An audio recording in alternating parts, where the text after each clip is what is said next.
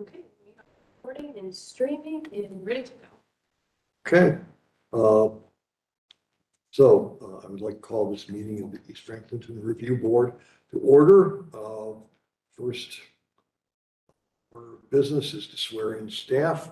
All staff members who are going to participate today, please state your name for the record. Stephanie Kensler. And you swear or affirm that the testimony you're about to give be true and accurate to the best of your knowledge and belief. I do.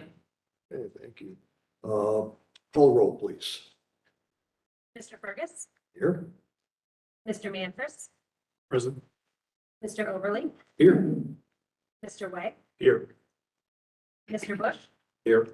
and Mr. Naughton. Here. We have a quorum. Good.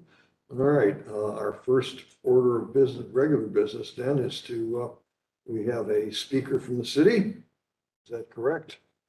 Yes, we have one item under public forum. Okay, public forum. I'd like to introduce that gentleman, please. If you want to go ahead and come up. Is he testifying? Do I need to swear him in? Let's do so just to be safe. Okay, state your name for the record, please. James Sweeney. Okay, and Mr. Sweeney, do you swear or affirm that the testimony you're about to give is true and accurate to the best of your knowledge and belief? That's right. Okay, floor is yours. Thank you. Thank you for affording me this opportunity to talk about a project that I dreamed up during lockdown. Stuck in my house at 500 West Walnut Street, a house that I bought in 2015 and rehabbed and now live in. A house you've seen in a different application where I'm converting into a bar in the Arts and Innovation subsection of East Franklinton Creative Community. I'm, by the way, going to be back next month, hopefully with the last stage in that with my site plan. So the bar that I'm creating is a part of a bigger project that I am excited to say people on my block seem to like. There are actually a few people with me today. Other property owners are here in witness to see that it's not just me getting behind this idea I'm about to share with you.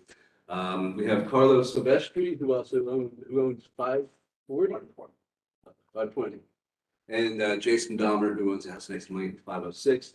Chris Howell, who owns I think 494. Chris Sherman, you know Chris, manages all the property west of McDowell or east of McDowell, including some of it on our side, on the east side of McDowell.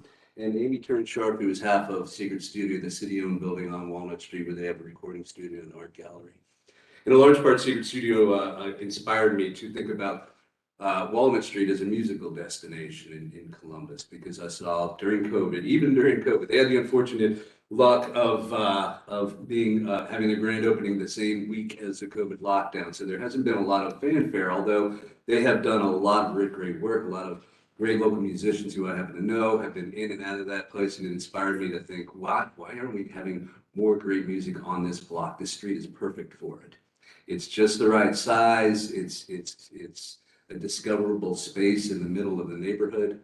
And so I talked to a few of the neighbors, and we kind of agreed to pursue something. And we're here today to give you I guess somewhat of a formal explanation of what we're talking about. In addition to the folks that I brought along with me today, I have emails here from Mitzi Turner, who lives next to me, my house to the west of me, and another property owner down the street, Sean, and he didn't put his last name in here, and I haven't known him that long. I have a couple emails I can put in the record, I can read if you want, but they both say that they're really supportive. Mitzi points out that one thing she's particularly interested in seeing the city support the idea of rebuilding the alley behind our houses on Walnut Street, which is one of the main, I guess, if there was an ask today, that would be a main one, that we'd look at that alley, an alley that might service that. You're way past the presentation. Can you go back? Let's go to the front of the presentation. A lot of the pieces that you're looking at there are not exactly for public consumption. Can you hit share, or should I be doing that up here? They are now. Yeah, those are the stems and seeds at the end of the presentation. So basically, let's stop there. That's all right. So the question is, why should we do it? Well, the plan actually directs that we do it. If you look closely at the East Franklinton Creative Community Plan, which I had a hand, and a lot of people in this room had a hand. We asked specifically for things like this concept to occur in the Arts and Innovation sub-district of East Franklinton. I believe that from a preservation perspective, it's a good way to try to lock down these houses as the last block the last grouping of old school Franklinton houses that weren't wiped out in the 13 flood or the 59 flood, still in place. We are definitely in the path of development. I'm not saying that someday we won't, bind together and, choose to sell our properties to a developer and cash in like people do. But I'm saying that at least in the short term, let's try to give development a good reason to flow around us. We could be the rock in the stream, and we can create something special for this city. When campus changed a few years back, a lot of the small music bars and restaurants that existed there are gone now. And so there's a bit of a gap in the Columbus local music scene. We think we might be able to step in and help fill that. And yes, I've talked to Bruce Garfield, the Columbus Music Commission. He's interested. Like I said, we already have Secret Studio leading the way. We already are adjacent to all the great stuff going on at 400 Square right there at McDowell. I'm talking about the Vanderelli Room, Wild Goose Creative.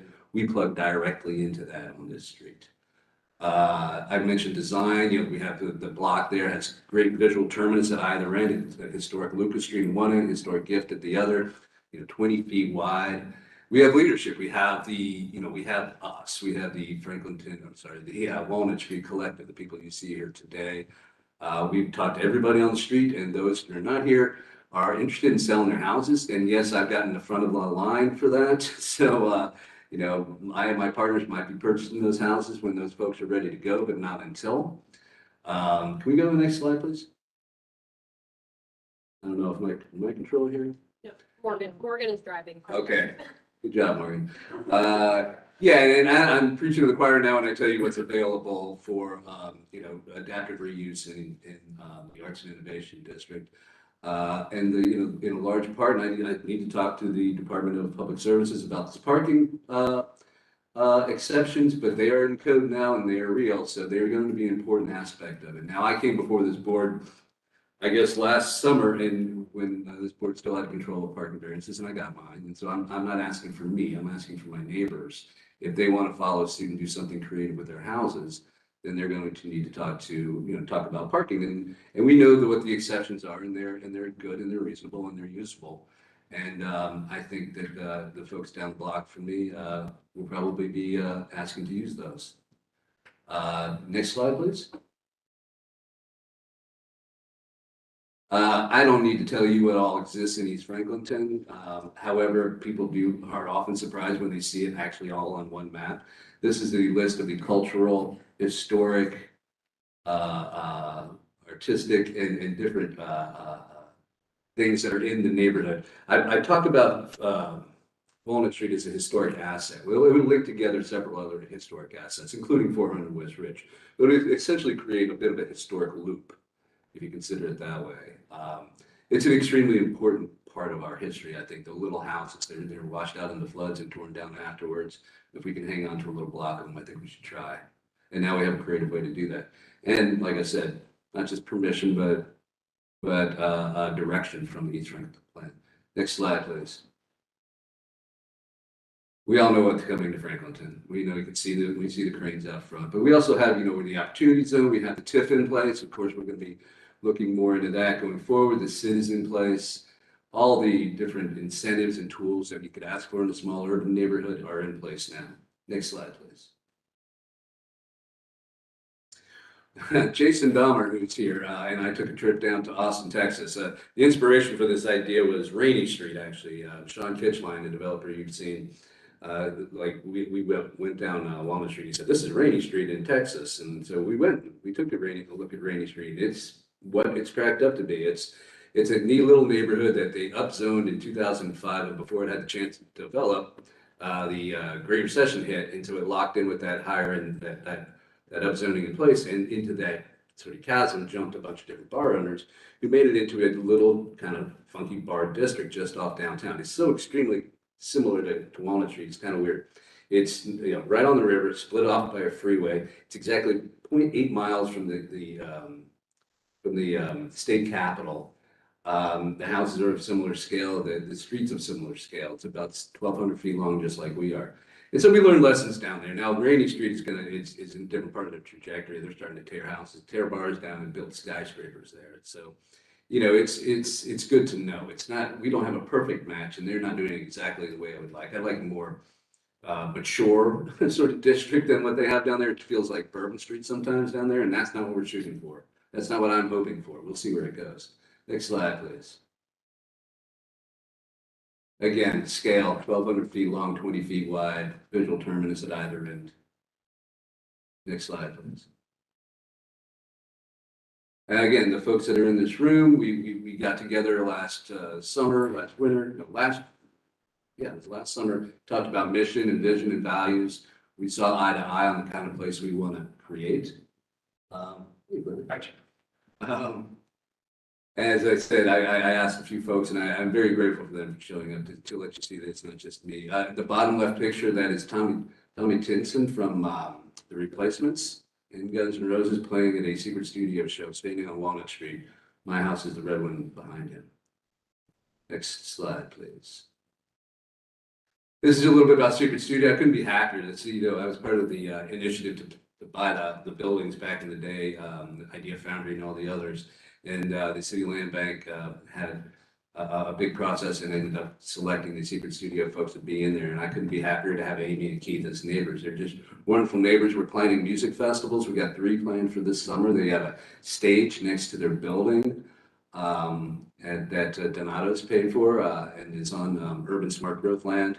And the stage is going to be used along with the Vanderelli Room stage, plus a Wild Goose stage to host 3 different festivals. One Pride Festival, one She Burns Bright, and one Franklinton Festival. We're celebrating Franklinton's 225th year of existence this year. So we're hosting those festivals out there this year. And Secret Studio is a key part of that. I'm probably running out of time, aren't I? All right. Let's see what the next slides, 2 slides look like. I'll shoot through us.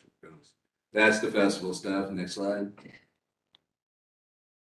The assets did that. Next slide, please. That's the example. You've seen my application. You've seen what I'm trying to make of my place. Music is a central part of it. Collectivity is a central part of it. Accessibility is a central part of it. What we need, we'd love to see our streets put back to the brick, just like they are west of McDowell, in front of Chris's building. A brick street would provide a continuity, design continuity, or all the way across. It would provide a real sense of space. Obviously, we need our sidewalks put back together. If you go there right now, it's a mud pit because everything's been torn up. We get it. We need new water lines. But when that's done, we need new sidewalks. I think that they'd have a smoother and a better accessibility, a better smoothness to them. And maybe most of all, we need an alley behind our houses that would serve as a great, well, it would serve like all alleys serve other neighborhoods that have alleys. You know, we would just like to keep up with all the rest of the neighborhoods in the city and have an actual alley behind our houses. But it would serve for trash deliveries. It would serve, most importantly, for ADA access to the backs of all these buildings that could be quasi-public buildings going forward. With that, I will stop and ask for questions or get kicked off. Do you have any questions? Where can I buy a hat? That was my question. I've been saying Walnut Street this whole time. If you haven't figured out where it is. So Jim, when you came before us last summer, we had this conversation about needing a plan for the whole street, right? So that we could, as a commission, could really look at it and understand the contribution that every project I assume that we'll have to approve that's part of it. So I applaud you for putting this together and giving us the vision that you have, because it allows us then to really understand where the entire street is going. So really, Thank you. I'm happy to do it. On a couple of the photos, it looks like you're trying to make Walnut Street a walkable street and pedestrian only. Is it possible to shift the pedestrian access and the walkability to behind the houses where the ADA access would be and tie all those backyards together, or is it? Yeah, thank you for that question. That's a really good point. That's a design component that that has been discussed.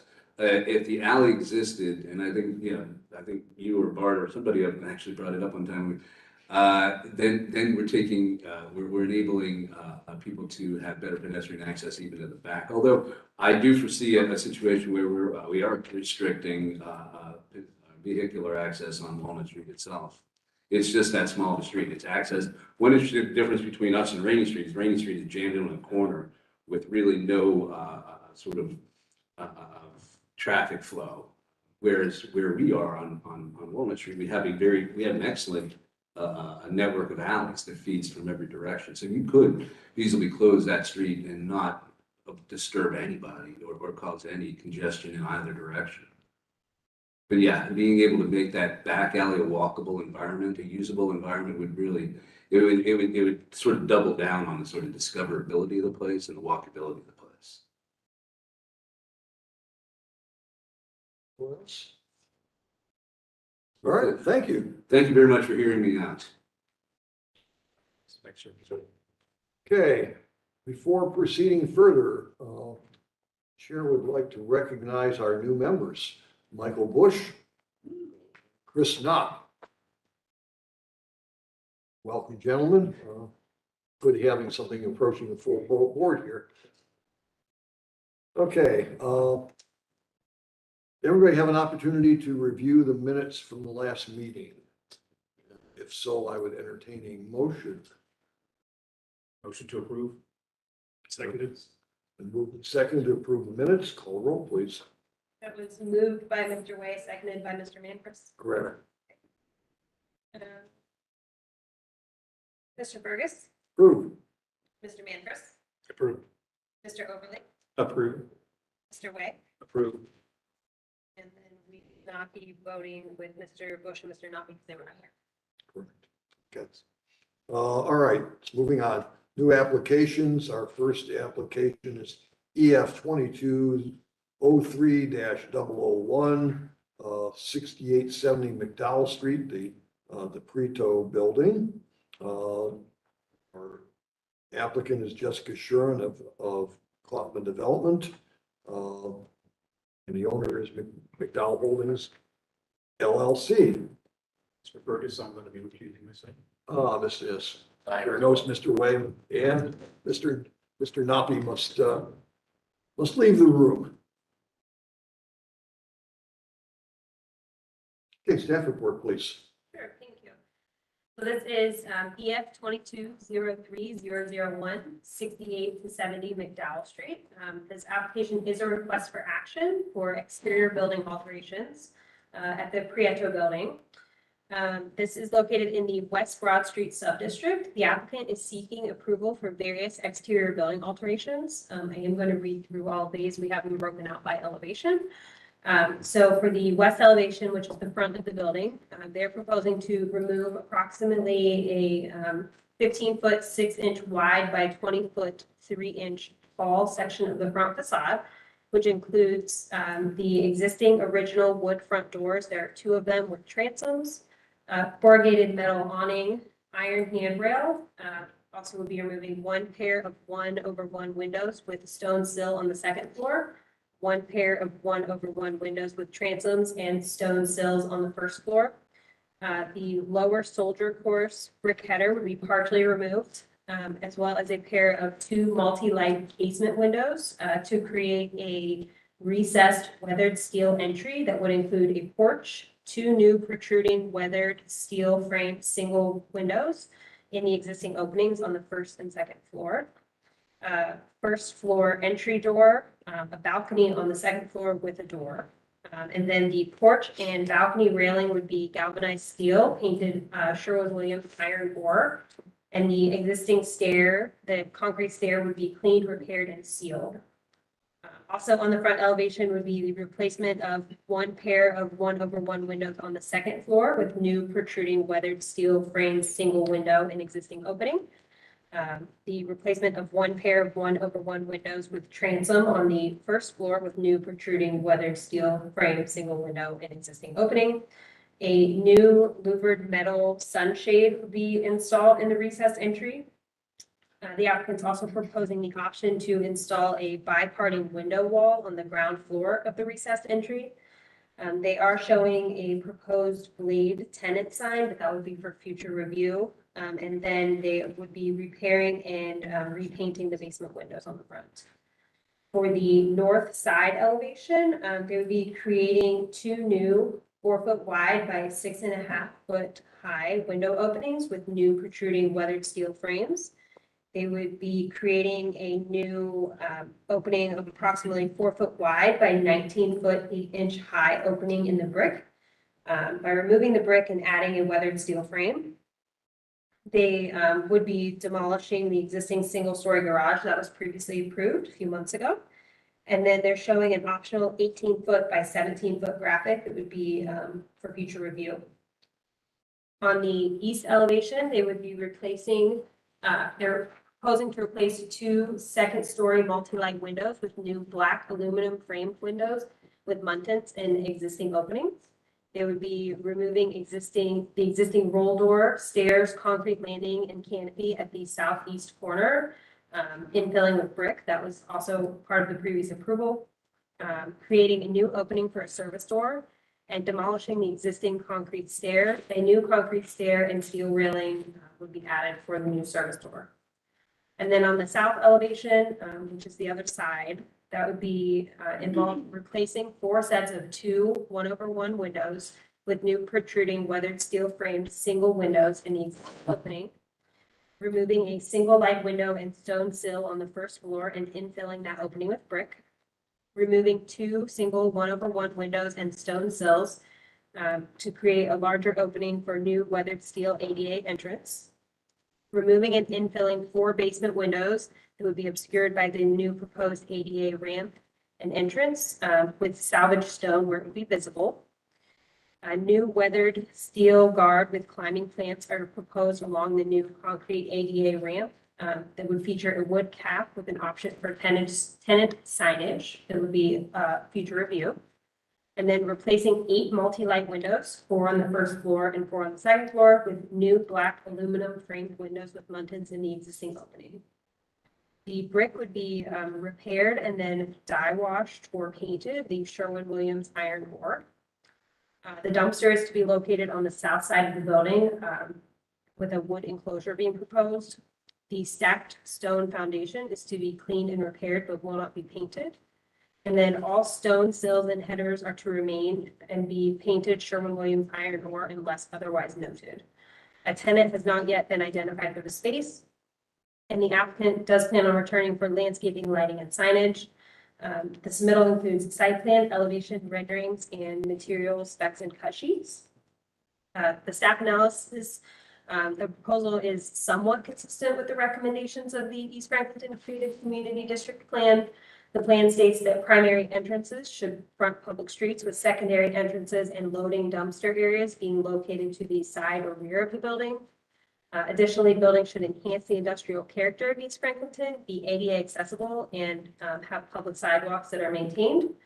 The proposal is consistent with these recommendations. However, the plan also recommends that historic and other contributing buildings should be preserved to the extent possible.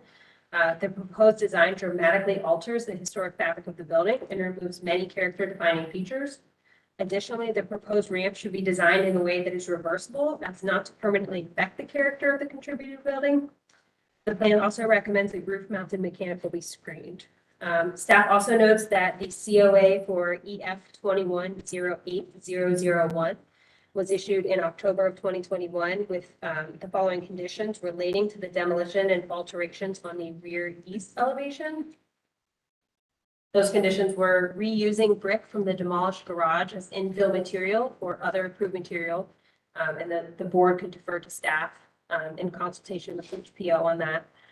And then recess the infill brick approximately 2 inches into the door opening to indicate the historic context of the opening. Based on the current submittal, it is unclear if these conditions will be satisfied.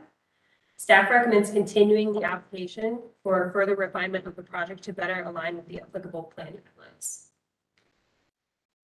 Thank you. Any questions for staff?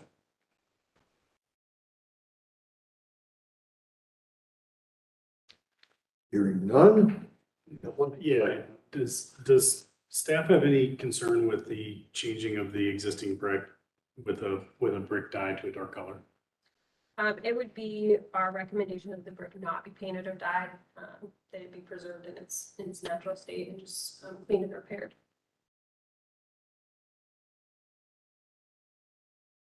Anything else? Okay. Station names for record, please. Jessica Sheridan. Christina Panofsky. And you swear or affirm that the testimony you're about to give will be true and accurate to the best of your knowledge and belief. Yes. Yes. Okay. Floor is yours, ladies. Great. Thank you for having us once again, and nice to meet you. Welcome. We are presenting an updated plan for the Prieto building. And like Steph said, we were here last in October of 2021. At that time, we had just acquired the building, which we were super excited about. And our intention was just to remove the garage and do some of that repair work that was necessary to keep it safe until a tenant came and took the building and did what they wanted to do with it. Since we've held on to the building and been in it numerous times with potential tenants and various stakeholders, we've just really grown to love what the building can become. But, you know, we obviously see some downfall to it in its existing condition for a potential retail or commercial tenant. Keeping in mind what we've talked about, especially the last couple months with McDowell Street, we really want this to have a great presence on McDowell, and we think this is like a gem of Gravity Phase 2, and we want to highlight it. It is a little bit confusing now when you walk up to it. Is it a duplex? Is it somebody's residence? Is it a restaurant? Is it a workshop? I mean, obviously it's not a restaurant now, but it is a little bit confusing as to what it might be. So we've been spending time with Christina and her team on really making this a building that is going to attract a really great tenant for the neighborhood, and making sure that frontage along McDowell is going to be a bright spot on the McDowell Street. We will satisfy the conditions of the October 2021 approval that might not have been called out here, so I just wanted to make sure that you knew we would carry that forward. And yeah, I'll hand it over to Christina to make any kind of final comments, but Steph, appreciate it. It was very thorough. And then we'll be available for questions. So as Jess said, the primary task for the design of the project was to really focus on the entry facade. It is a little bit strange walking up the building with two doors. So keeping in the bold spirit of Gravity 2, we wanted to do something a bit more impactful to that facade. So the two-story porch was that solution. It's a little bit, it's warm, welcoming, and allows for a nice frontage. So in addition to that, we were really drawn to the history of the place. It was the manufacturing plant for ruby flux soldering fluid. So the use of weathering steel is sort of a nod to the historic sense of the building. And so that is kind of shown throughout as far as the entry sequence in the weathered steel windows. And then as far as the, I think there's a question about the dye brick wash. That was really intentionally made so that there would be a difference between the color of the brick and the color of the 410. And so in contrast to that, we thought something darker would help us have that.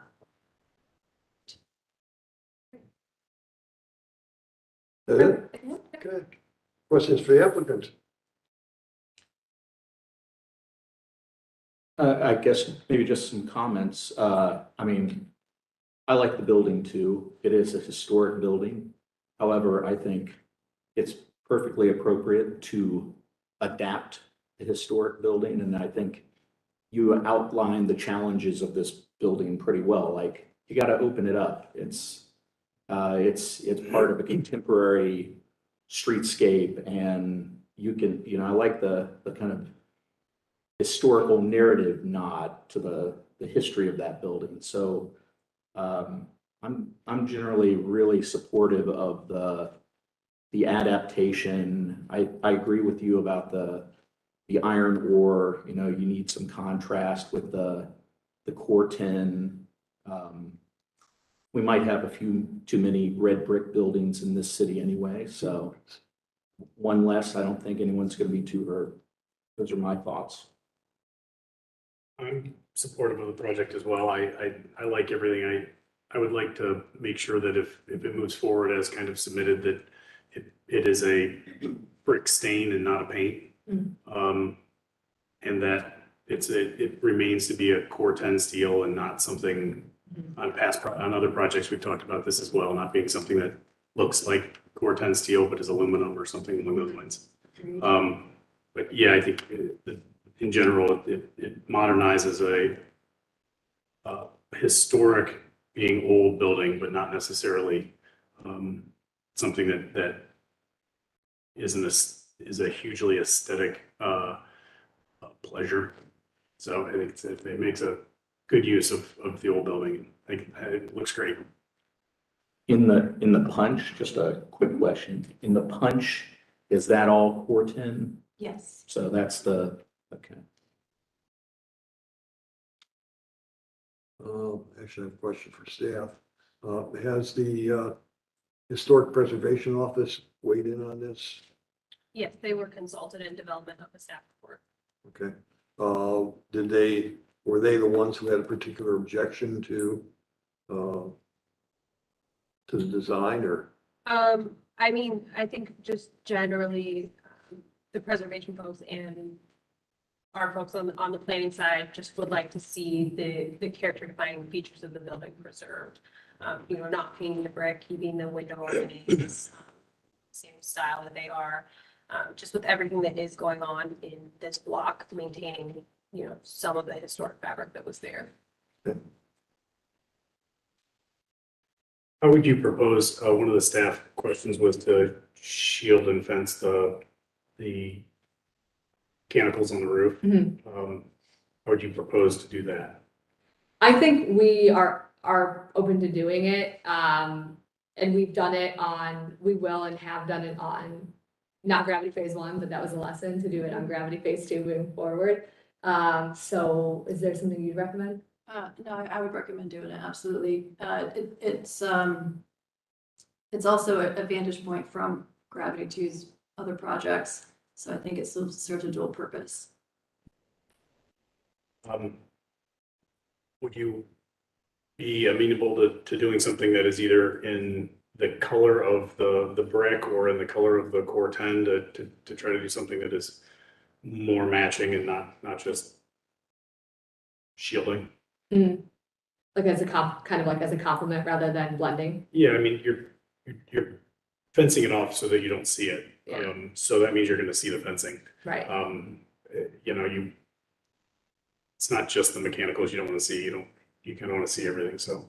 The positive is that this building is sited right at the edge of a courtyard that has a lot of different elements that require fencing. So I think we have a lot of contextual fencing that we could use to tie it into the rest of the project.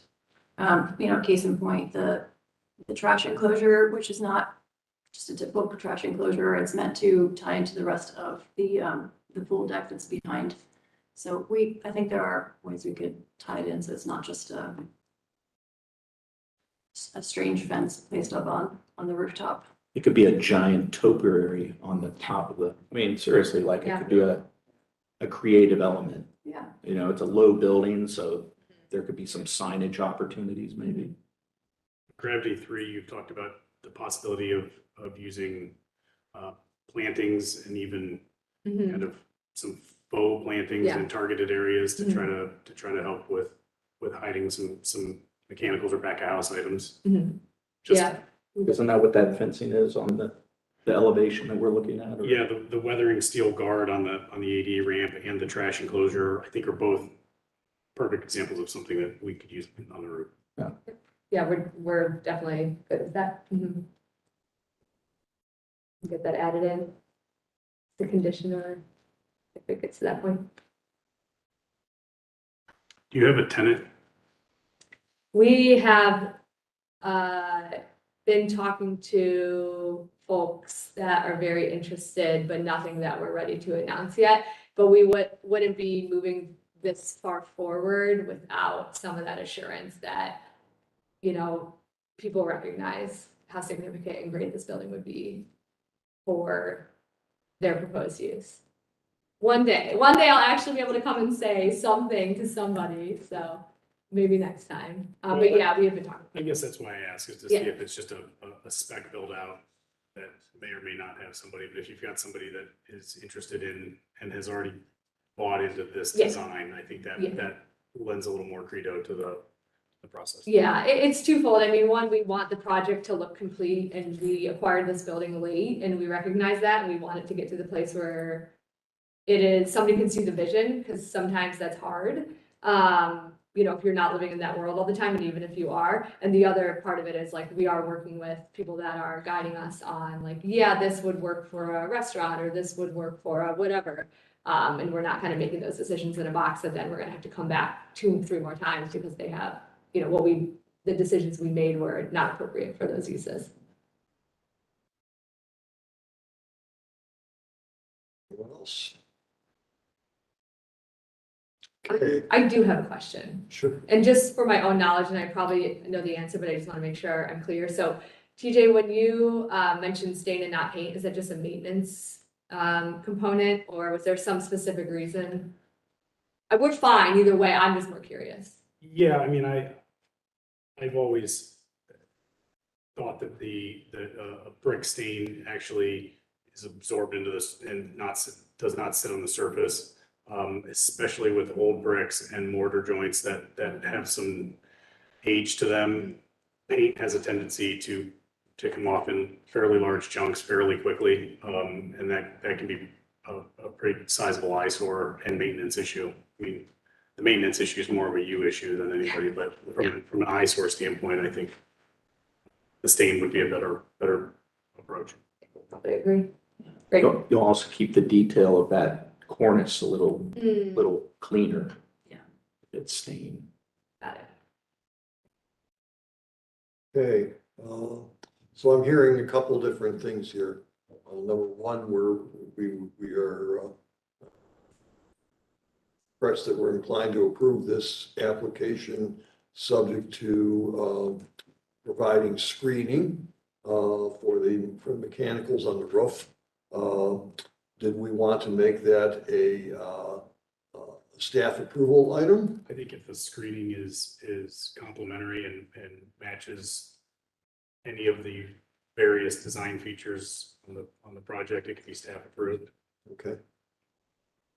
I agree on that, okay. Just make it cool. And the other condition is to stain the brick as opposed to painting it. Is that right? Which Anything else? is their submittal. I just Except there's a middle. I just wanted to make sure All right, that then we have one they condition. don't be the submittal a little bit with the core 10 and the stain. All right, so we're down to one condition then.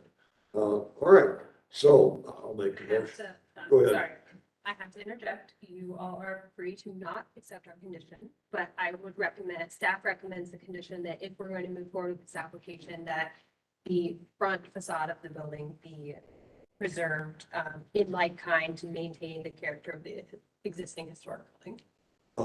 Define that, please, because are you saying that the staff recommends that the structural changes to put in the porch, et cetera, not be done?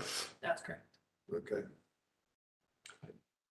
I would approve this as submitted. I don't think this building is a contributing, I mean, it has historic value, but I think it can be adapted. I think there are far greater, more significant buildings in East Franklinton that this board has approved demolition of, frankly, so.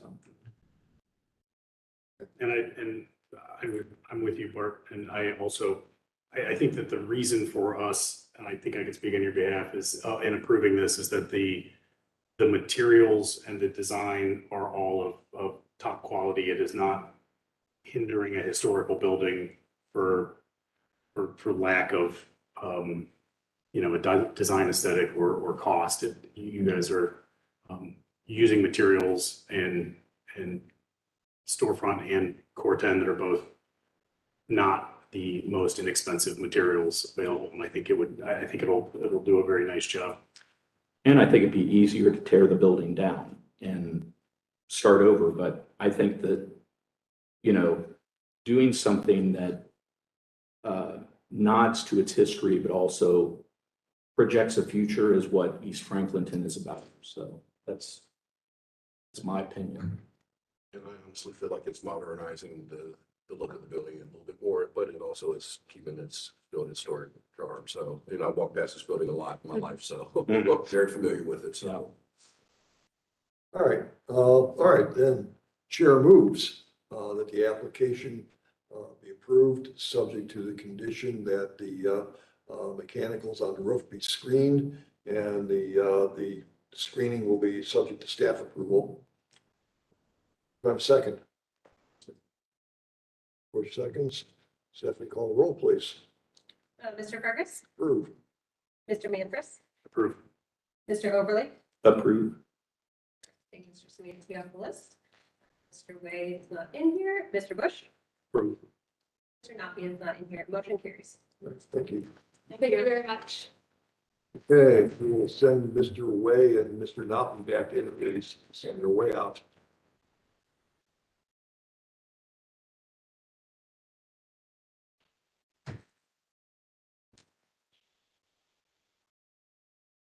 Like to get it back in the middle before we proceed.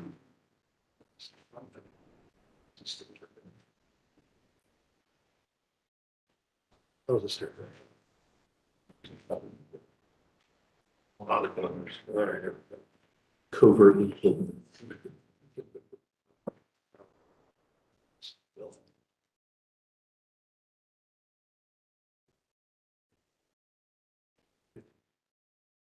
So it's unlocked. There we go. All right, our next application is EF 22-03002. Address is 240 South McDowell Street, the River and Rich 2 development. The applicant is Griffin Caldwell, and the owner is Columbus Metropolitan Housing Authority. Stephanie, staff report, please. Thank you. This is EF 22-03002, 240 South McDowell Street. This is a request for action concerning new construction, landscaping, as well as a lot split and combination. The site is bounded by West Ridge Street to the north, McDowell Street to the east, the Dodge Park Recreation Center to the south, and May Avenue to the west. The proposed work description is that the applicant is requesting review and action for the new River and Rich 2 mixed-use development located within the Arts and Innovation Subdistrict. The project would redevelop approximately 5 acres of currently vacant blocks bounded by West Ridge Street to the north, McDowell Street to the east, Dodge Park Recreation Center to the south, and May Avenue to the west. The current development plan includes the following: a 4-story residential building on the southern portion of the site, which would include 114 apartments. That would be a mix of studio, 1 and 2 bedroom units with a partially covered surface parking lot along the Dodge Park frontage. This also includes a 5-story mixed-use building on the northern portion of the site with a 1-level parking garage and an amenity deck above. Included in the building is ground floor retail and commercial fronting Rich Street and wrapping the corner of McDowell Street with 120 apartments. That's also a mix of studio, 1 and 2 bedroom units above on floors 2 through 5. Of note, the proposed northern building is 60 foot, 4 inches tall. The code allows for 60 foot, so a height modification of 4 inches would be requested. The proposal does include affordable housing units. There is also a private central landscape east-west pedestrian muse that includes murals, the main entry to the southern building, access to the amenity deck at the northern building, and an elevated pedestrian walkway. Bicycle parking would be provided at the northern building. The proposed parking setback on the south and west property lines is 1 foot. The code establishes 5 foot as the minimum. So a parking setback modification would be requested. And then the proposal would require a lot split of the current parcel, 010-040470, and then a lot combination of the eastern portion of that parcel and the parcel 010-006542 per the provided plan. The primary changes to this application from the last review, which was conceptual in September 2021, include removing the gates from the private drive running south along May Avenue in the southern frontage of the site. They did add parallel parking for tenants along the private drive, and then the proposed scooter corral has been removed. And then there was a slight reduction in retail square footage. The application previously came before the board in September 21, June 21, and September 2019. At the most recent September meeting, the board encouraged the applicant to consider redesigning and or rotating the southern building to better address Dodge Park, as well as reevaluate the surface parking lot and enhancing the retail and commercial at the northeast corner, possibly enclosing the patio and extending the use further down McDowell. The total counts in the proposal are as follows: 7,265 square foot of retail and commercial. That is a decrease of 235 square feet from the September review.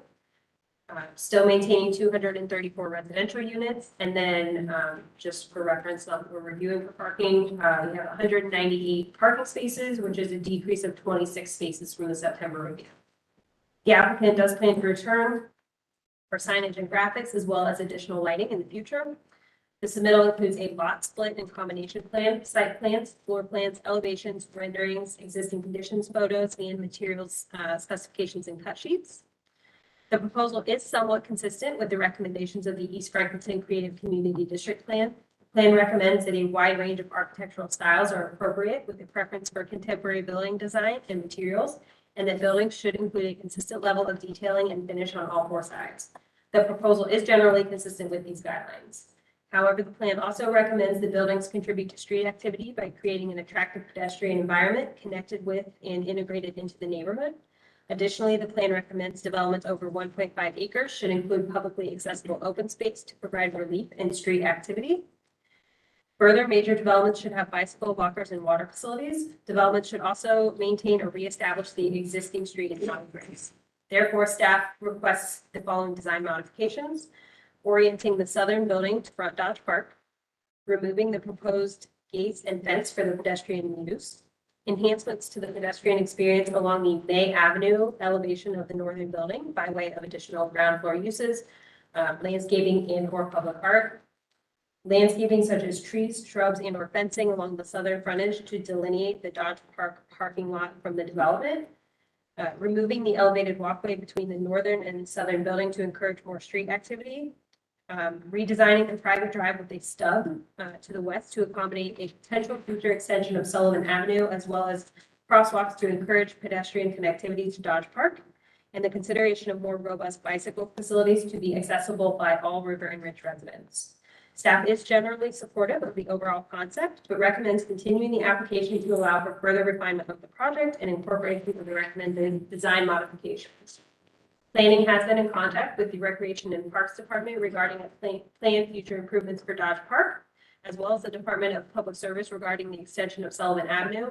While there are several park improvement projects planned, there are no current plans to extend Sullivan Avenue.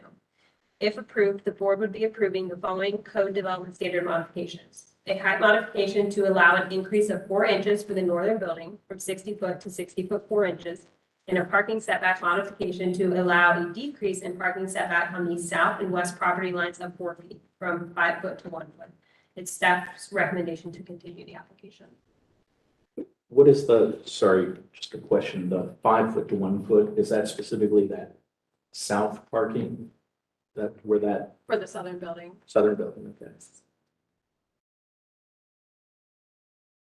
All right. Any other questions for staff since we started it off quickly? I have one more just related to that, the additional landscaping along the southern frontage. Is staff suggesting that that additional landscaping is south of the private drive, or is it just that whole zone or landscaping? It's south of the private drive, just to delineate the parking for the park from the parking for the development, to make sure we're not cross-pollinating So with the parking that they have there, there is no room to put any landscape in, so you'd have to take out the parking in order to introduce, that's what staff's recommending, correct? However, that needs to happen, that there be some landscaping there. Okay. So it's more of a general comment. Yes, correct. I have one other comment about the muse, the pedestrian muse. Staff is recommending that removing the gates so that that gets accounted for as public open space, correct? Correct. Between buildings? Between the Between the buildings. buildings, yes. Is there a situation where it could be designated as public open space, but there would be gates there at like night, so people would be more secure at night, or does it always have to be open to the public to be counted as public open space?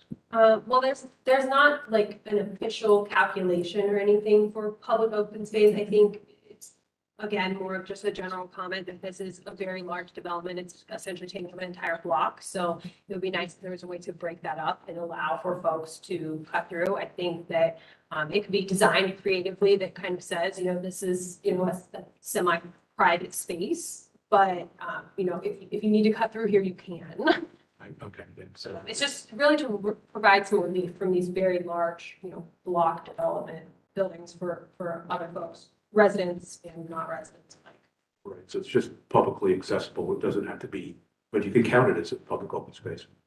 But it's not, it doesn't really, Just it does like help with east and public space closes. yeah. At some Well, what exactly is being considered the muse? That middle section is all on the second floor. There's just the little inlets on both sides, which they're showing as private or public area on page.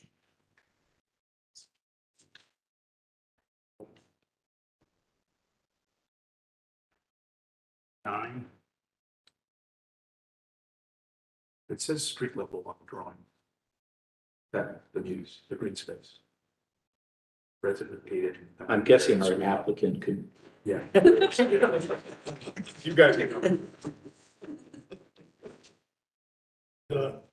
One other question for staff is the pedestrian walkways connecting the south side to the Dodge Park area. Where would you guys recommend that crossing the drive aisles and tying into where you want more landscaping outside of the right of way? What was the recommendation? I don't think it was something specific, just that if there was the comment about landscaping is auto-oriented. That it says for the users of Dodge Park, don't try to park at this development, and for development, people visiting the development, that the Dodge Park parking lot is not theirs. But we're recommending, based on the plan guidelines of, integrating this development into the neighborhood, that if there is a way, to have a crosswalk somewhere that encourages pedestrians to go back and forth, folks using the site or visiting, any restaurant or what have you to utilize Dodge Park as well. But we didn't get into the specifics of the best place to place that, or if there should be one or two or things like that. All right. Everyone at the table, please introduce yourselves. Brent Sobchak, Casto, 250 Civic Center Drive, Columbus. Brian Bernstein, Realm Collaborative. Magdalena Young, Dimmitt Architects. Paul Nowacki, Dimmitt Architects. And do you swear or affirm that the testimony you're about to give is true and accurate to the best of your knowledge and belief? Yeah. Everyone else? Yes. Yes. Okay. Floor is yours. All right. Thank you. Thank you, Stephanie. Thanks for having us back again. Welcome to the new members. As you guys remember, most of you, we've been here twice with a variation of this plan from conceptual review. So I think best maybe start with the architecture on what's changed, what we're addressing from those comments from those previous meetings, and then we'll get into more of the site plan and a lot of the staff comments. So I'll turn it over to Dimmitt, let them kind of go through the architecture piece. Sure, you can advance the slide to number 27. So kind of the main comment that we had to address here has to do with the northeast corner of the building, of the north building. sorry, back one. They go one, they will, oh, sorry. Got a lag. So that northeast corner where we have the retail / commercial space posed, there was some comment to help connect that down McDowell Street a little bit. So that space was kind of just a bar across Ridge Street, and then we have now wrapped that a little distance, about half the building, kind of down McDowell Street to further activate that corner. There's potential for a future restaurant tenant to have a patio there. That would be something that would come back in the future, and that Brian can speak to more from the landscape plan. But just getting a lot more activation to that corner than was previously shown. And then from a plan standpoint, further down McDowell Street, another concern was that the main entrance into the southern building was in the private pedestrian muse area. And just to clarify, that actually is in that northeast corner of the south building. Can we go to a site plan? Yeah, I think that's I think 27. 27.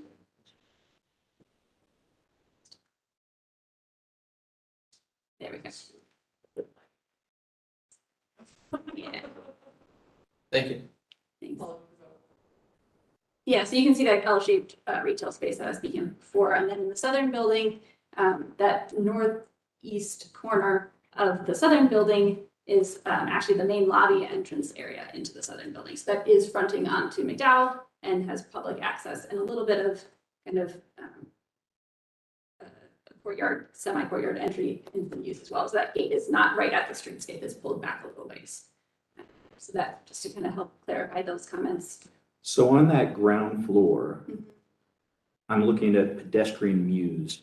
Yes. Those are units facing north, and you've got a covering over that, right? No? Open space. So those units will be able to walk directly out into that muse area, kind of a nice amenity for those first floor units.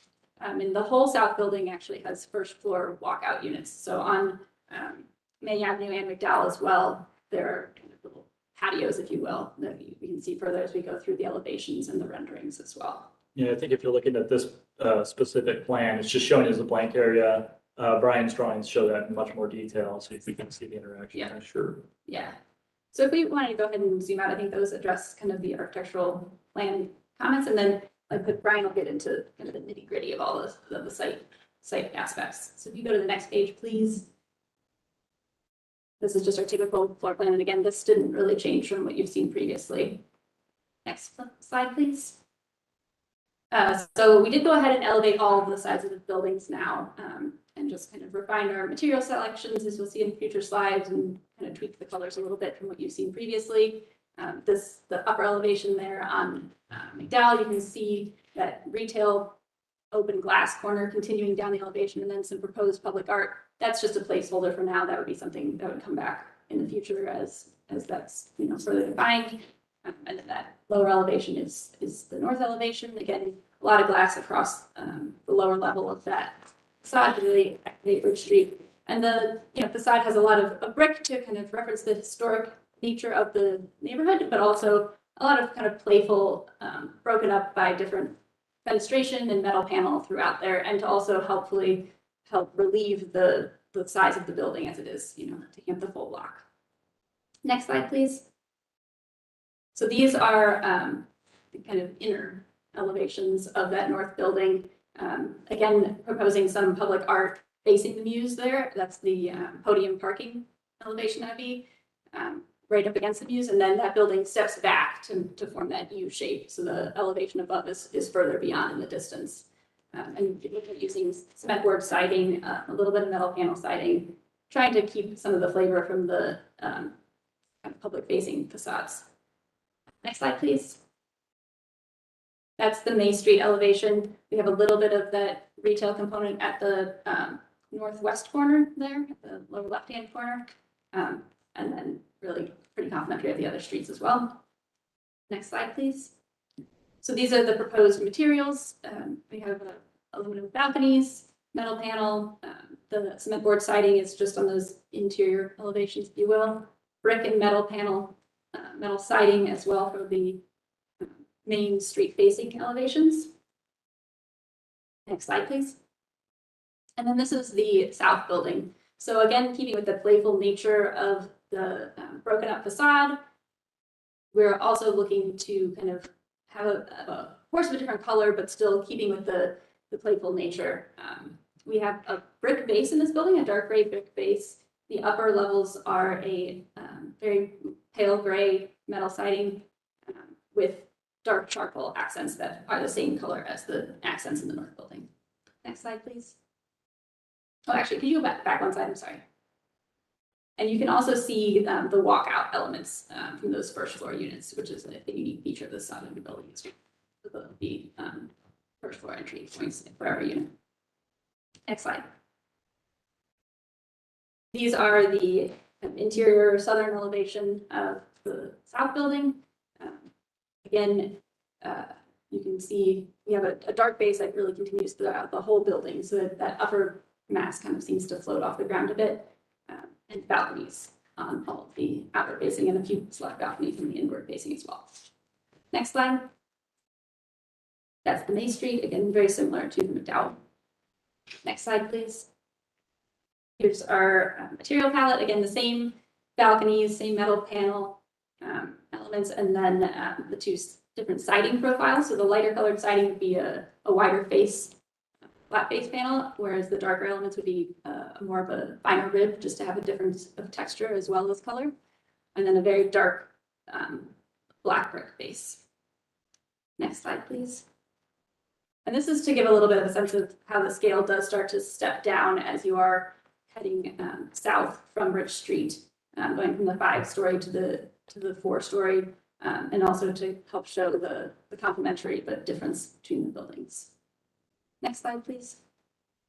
And these are updated renderings. So these are views that you have seen previously, updated a little bit to reflect some of the changes, especially on that northeast corner and our refined material selections. Next slide, please. So there's that kind of full wrapping activated corner with a lot of really beautiful landscaping that Brian will get into as well to really enhance that pedestrian experience traveling down McDowell Street. Next slide, please. And these are new renderings of that south building. So this shows that entry corner into the south building, the glass there, and a little bit of kind of that public exterior space as well. You can see the fences pulled back a bit. And you can see those private unit entries on the first floor as well. Next slide, please. And this would be the May Street elevation looking up towards Rich Street with the north building in the back.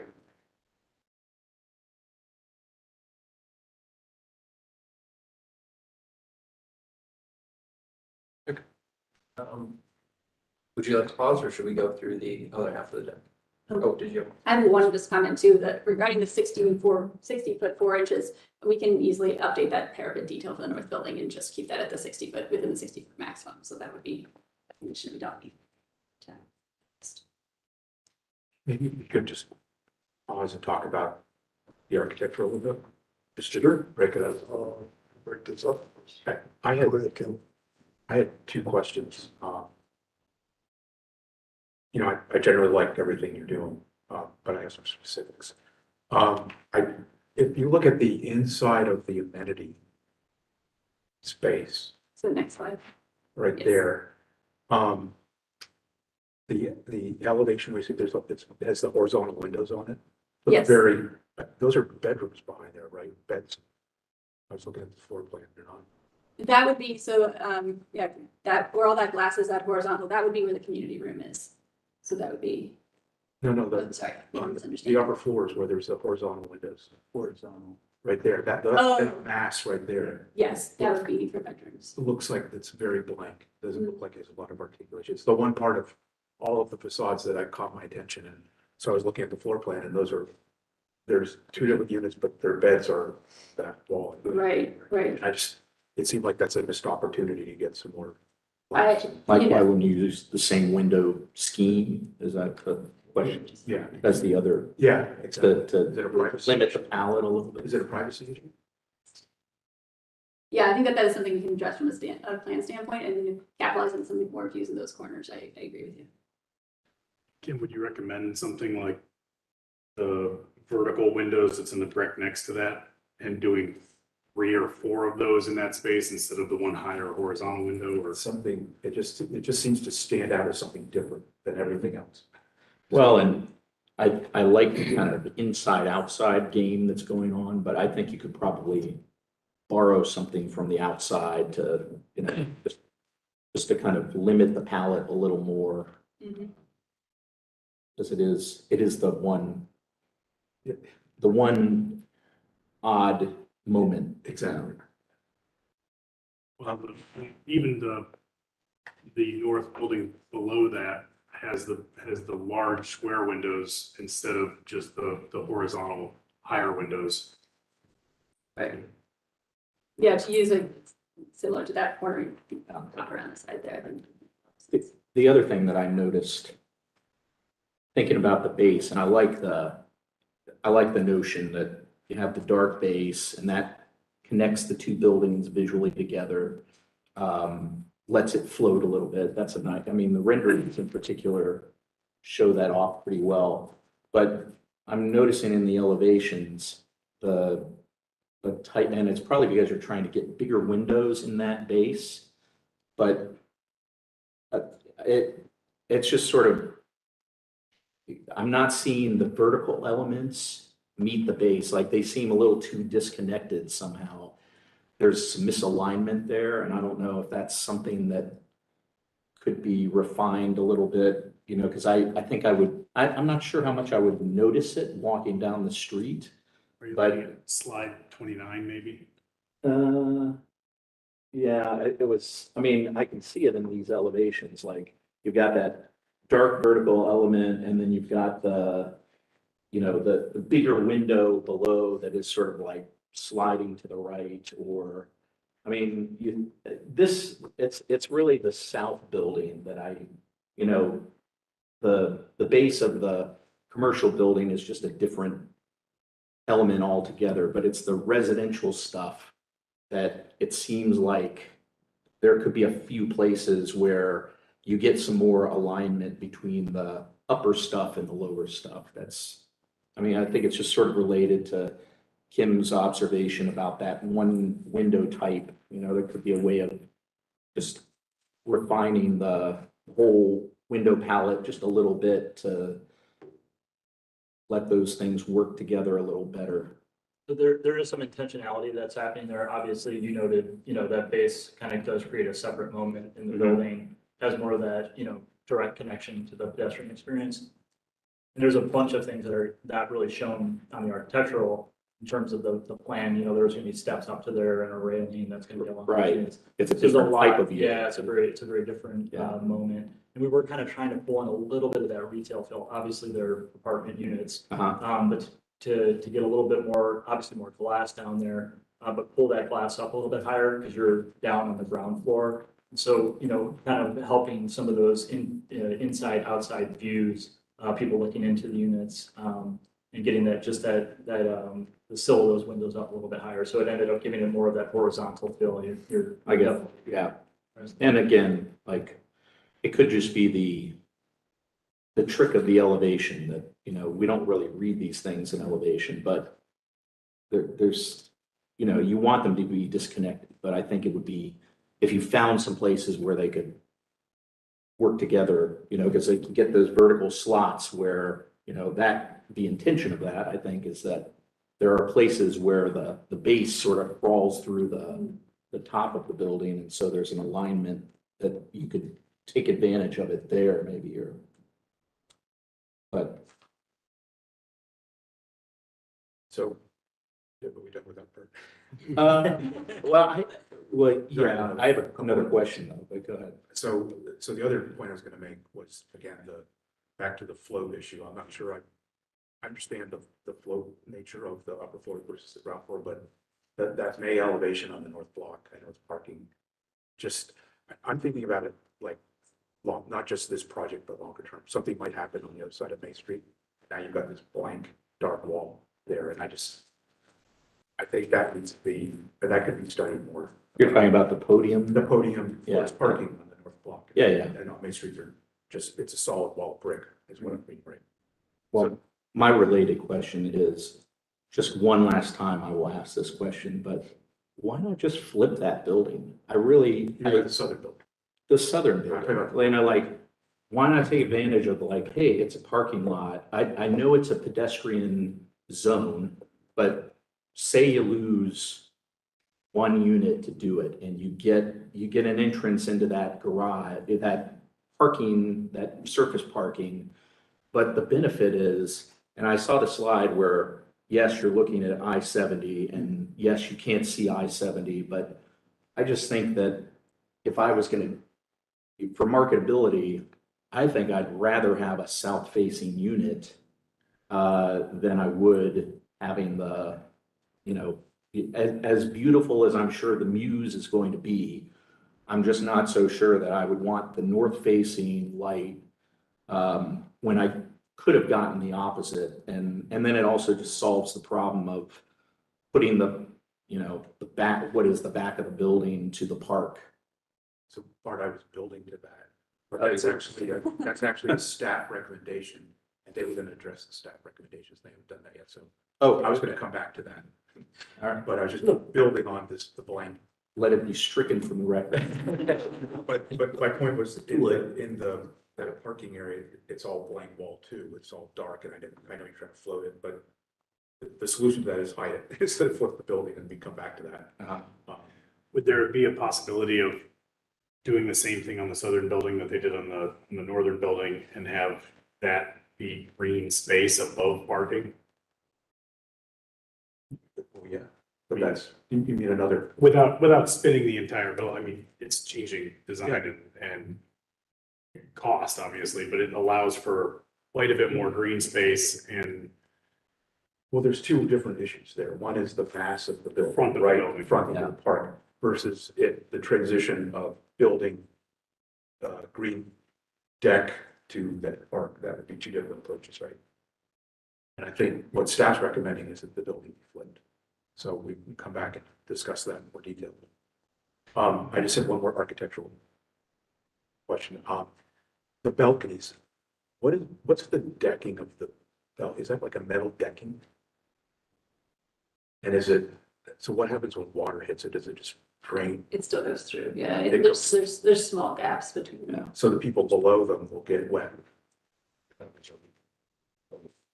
Gravity one will come to there. Something else after rain. So, okay, I'll wait. Well, that would be. Nice job, kid. Just curious. Anyway, thank you. well, the second staff issue is that the Muse becomes more public and there's a walk-through space there, which I think from a programming standpoint would be really great to have an area that can walk through and to be able to have art shows or people have pop-up stands or music in that space. Those are, if that's all private for the residents, those are huge yards for those units on the first floor. From an amenity space, I think that's great. Is the reasoning behind that not having them have smaller porches or balconies kind of to match the walkout balconies and leave an open space in the middle? Is that mainly a security concern? Or is it more of an amenity for those units? It's both. We kind of programmed it as one building.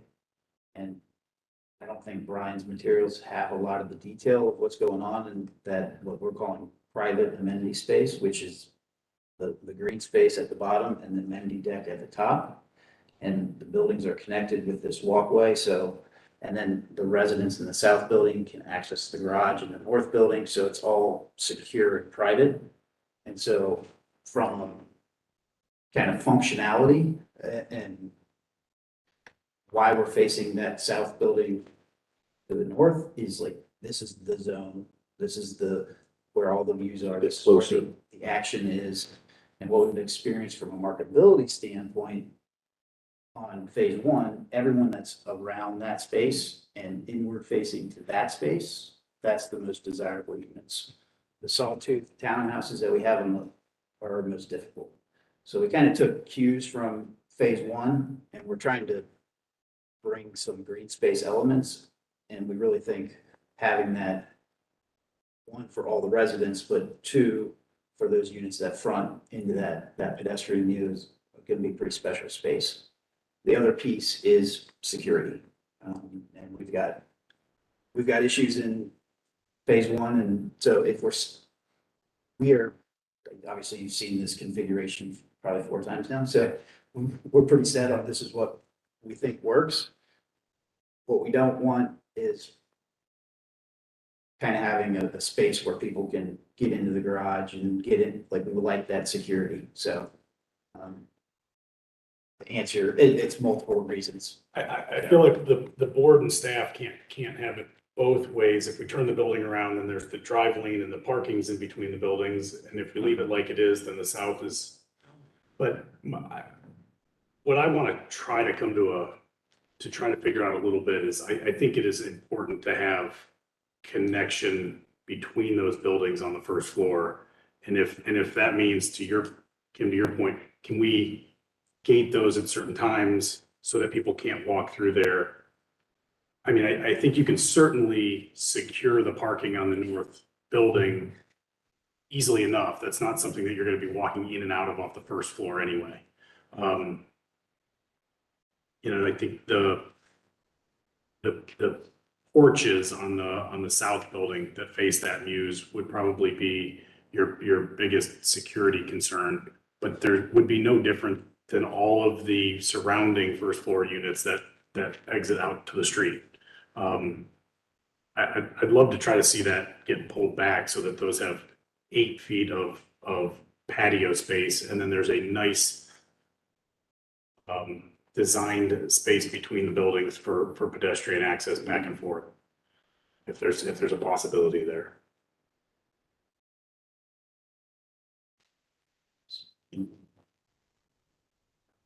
$30 just over. It's about 30-foot wide space.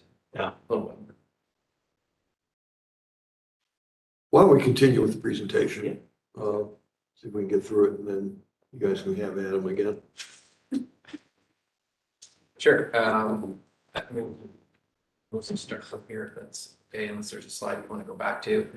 This is the overall site plan from above. This does show the podium area in green that's above the enclosed garage on the north building, and then the view at the ground level that we just talked about in between the 2 buildings.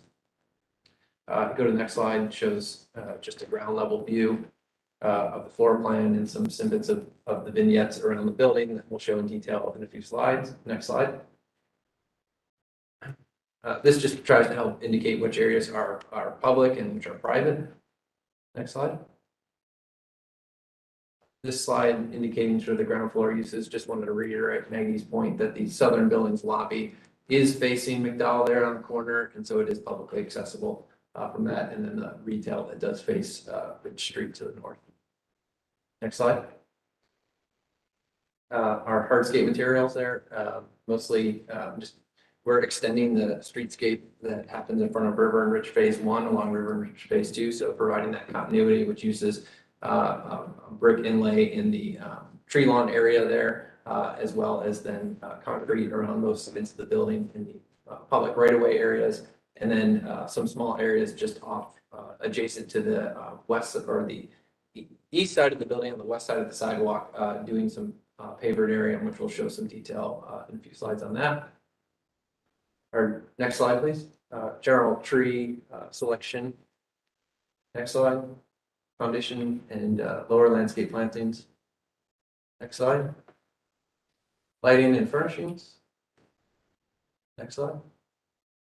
All of the gates and fencing those around. The 2 on the left indicate the gating that's happening at the MU that we've been discussing. The one on the right indicates some railings that we're proposing on the May Avenue side for those units on the south side of on the west side of the south building, excuse me. And then the bottom elevation is for the gate, the fencing that encloses the parking lot on the south. Next slide. And then the next series of slides just walk around an enlargement and section around the project. So this is Ridge Street, as I mentioned. We're continuing that streetscape that's already existing for Phase 1 in place. Next slide. This is McDowell. I think in our last presentation to this board, we indicated that what we're trying to do is recognize that McDowell is one of the few north-south connectors within Franklinton. And that we're proposing an 8-foot sidewalk, which is larger than what exists there today, to try to help and emphasize sort of that strolling nature of moving, north to south. In addition, on the north building here, we're proposing some artwork along the face of the garage enclosed area to help activate that with some small seating area and furnishings. And then just to the south there where the red arrow is, you start to see the entry that steps back into the pedestrian view. Next slide. This just gives you an indication of what that area against the north building where the artwork would be. Part of our hope is to perhaps integrate artwork and some greenery growing against that building in that location.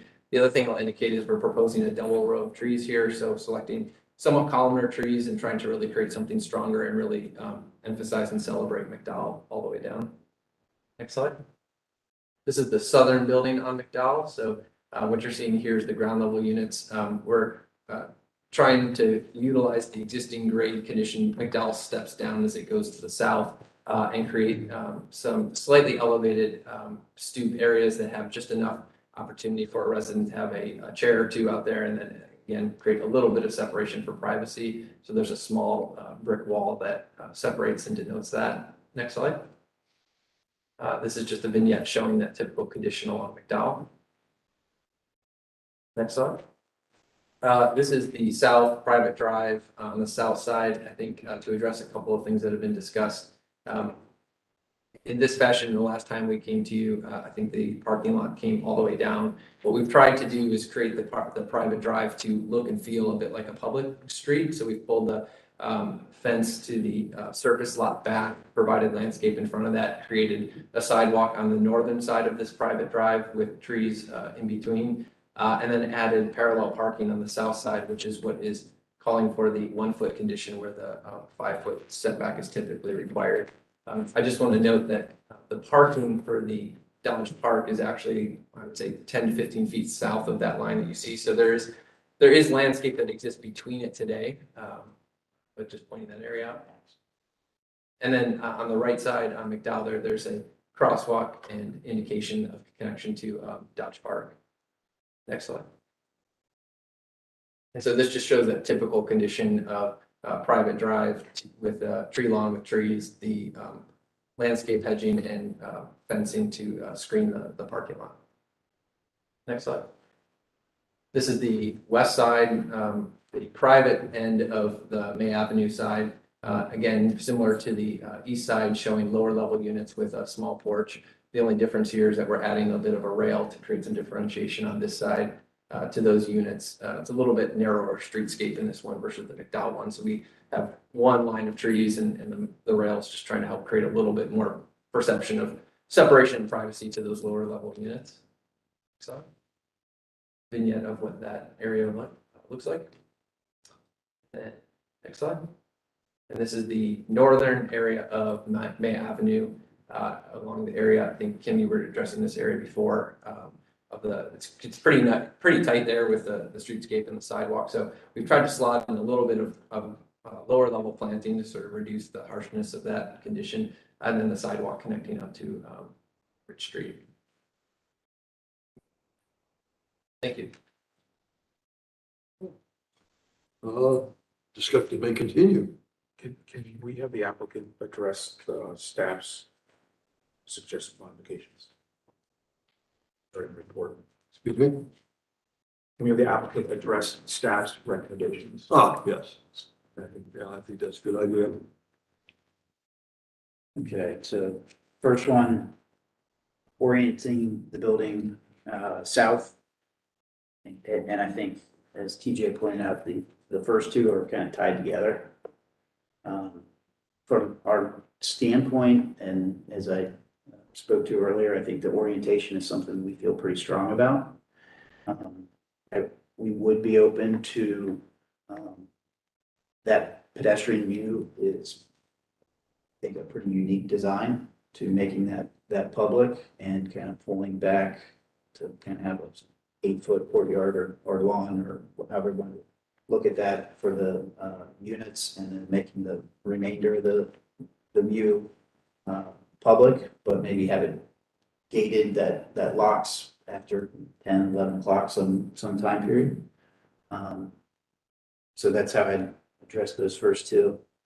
The pedestrian experience along May Avenue on that northern portion, I agree with you, Kim, that at some point, there's eventually going to be something there. It would be hard to put a use from a depth standpoint, the impact we'd lose in parking in that podium. So I think it's something we could study, what we could do on the exterior of the building. Landscape, southern frontage to delineate Dodge Park. I mean, to me, like, when you get on an aerial, you see where Dodge Park parking is. Brian said it's 10 to 15 feet off I mean, access to that parking lot, you're coming in from the entrance off Dodge Park. I don't think there would be any kind of confusion between which is which, and it's kind of the triangular end of Dodge Park. I guess when you think about the two sites together, you've essentially, between the two developments, you've created a landscape buffer between two drives or two parking areas. You know, I mean, it's not, by code, it's not all on their site, but in terms of the spirit of the code, it exists. You have any thoughts or comments on that one? I mean, I think we said before, just the private drive, but public in nature in the sense that there's no gating of that drive, and it's providing, parallel spaces along there. We've proposed to put a brick inlay in those parallel spaces to upgrade that finish. Something similar to what's happening in phase one. So I think it's a bit of a nod to the public realm there in that regard. Removing the elevated walkway between north and south to encourage more street activity. I think if we open that pedestrian view to the public, that accomplishes it. The elevated walkways to get residents to that amenity space. So I'd like to keep that. Redesigning. I agree with that. Do you have any issue to? I don't know. Yeah, No, I think so. That connectivity between the buildings is probably pretty important. So, Designing the private drive to stuff to the west to accommodate future Sullivan extension. Yeah, that's something we can accommodate for. I know there's no plans to do so, but eventually there would hopefully be another phase for us, and that connectivity would continue on. So more bicycle facilities. We're gonna have some in the building, so I don't know. I guess we're open to looking at locations outside. That's more of a public or just for the development itself. Seems like they Phase could be one. inside the building, right? Like it's for the residents. yeah, maybe that's a question, clarification from staff. Like it says residents, right? But is that supposed to be public bicycle parking versus private bicycle parking? The plan just recommends like some of these bigger developments, this goes kind of back to the conversation we were having last month.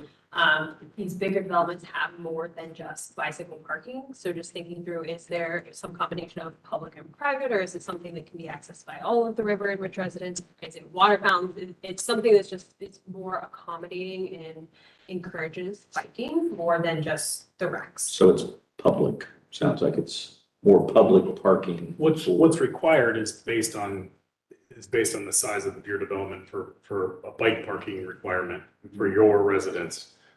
What I think I'd like to see with the restaurant on the corner of Rich is possibly in some of your streetscape tie in some availability for just pedestrian and public biking, to be able to come bike down to hit the restaurant or whatever retail establishment you've got on the corners and then bike away, that isn't necessarily inside the building. Doesn't city code require public bicycle parking in, like along? Yes. Yeah. I mean, Out front of the, there's a certain, I mean, I In the think streets. based on the number of parking spaces, right? Yeah. And that will all be driven under the special parking area now, as far as requirements for quantity of vehicle spaces and bicycle spaces. I think the intent of the plan recommendation is just to look and see if there's an opportunity to do more.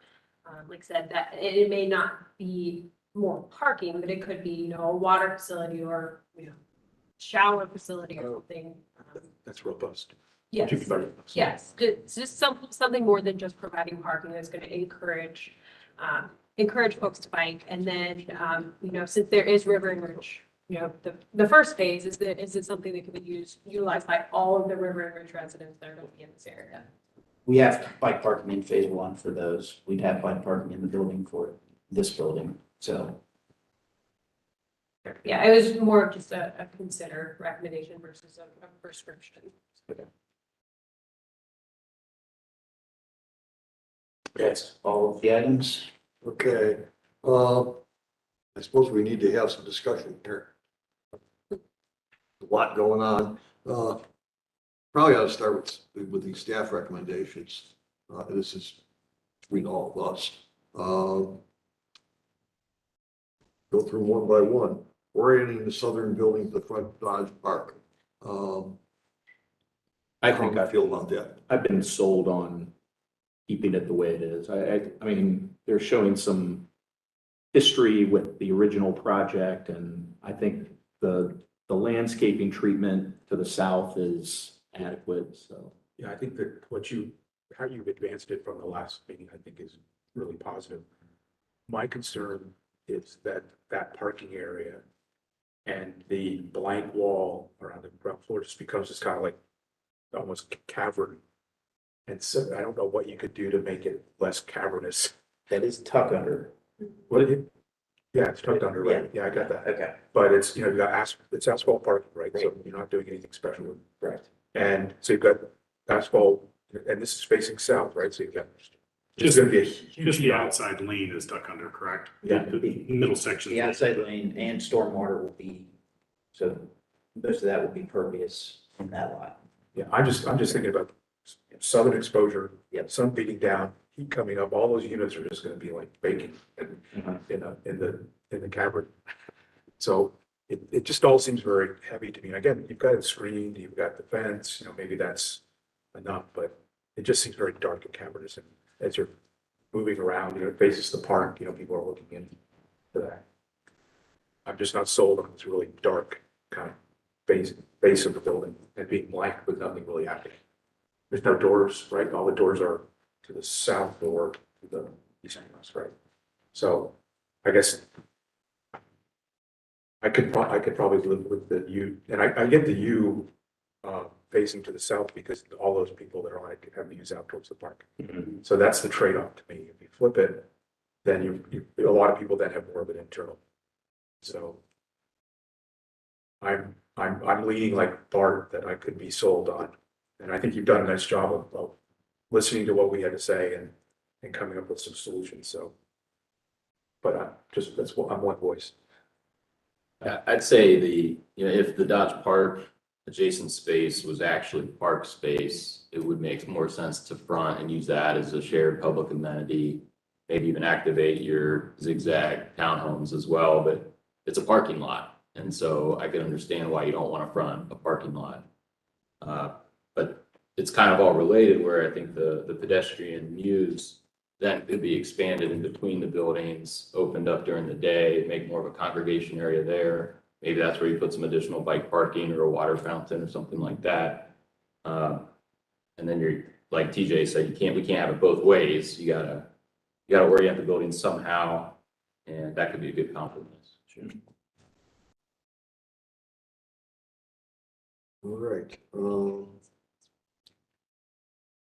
Tell me if we've already discussed these items, because I do want to go through them one at a time. Removing the proposed gates and fence for the pedestrian muse. This has less been discussed. Right, and making it maybe On-based. like a time-based.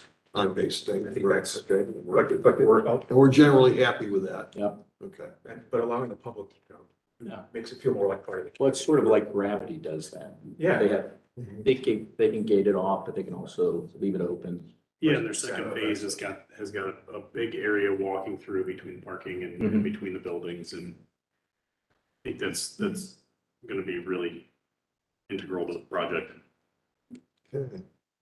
Third bullet point, enhancements to the pedestrian experience along May Avenue, elevation in the northern building by way of of additional ground floor uses, landscape and or public art. Well, you got residential and, you know, Brian talked about the differences of McDowell Street and May Street. Now, I think they're addressing the differences and getting as much activity and landscaping as they can get on that side. It's good. I think it's about the articulation of that, of the facade, like the parking facade. It seems like that could be, is there a way to think about it like it's an extension of the residential to the south, but it's just in terms of massing and stuff that you create some kind of, I don't want to call it a faux, but just start to break up that facade in a way that it just doesn't look like just a solid dark mass of brick. There is that elevation. Page 31.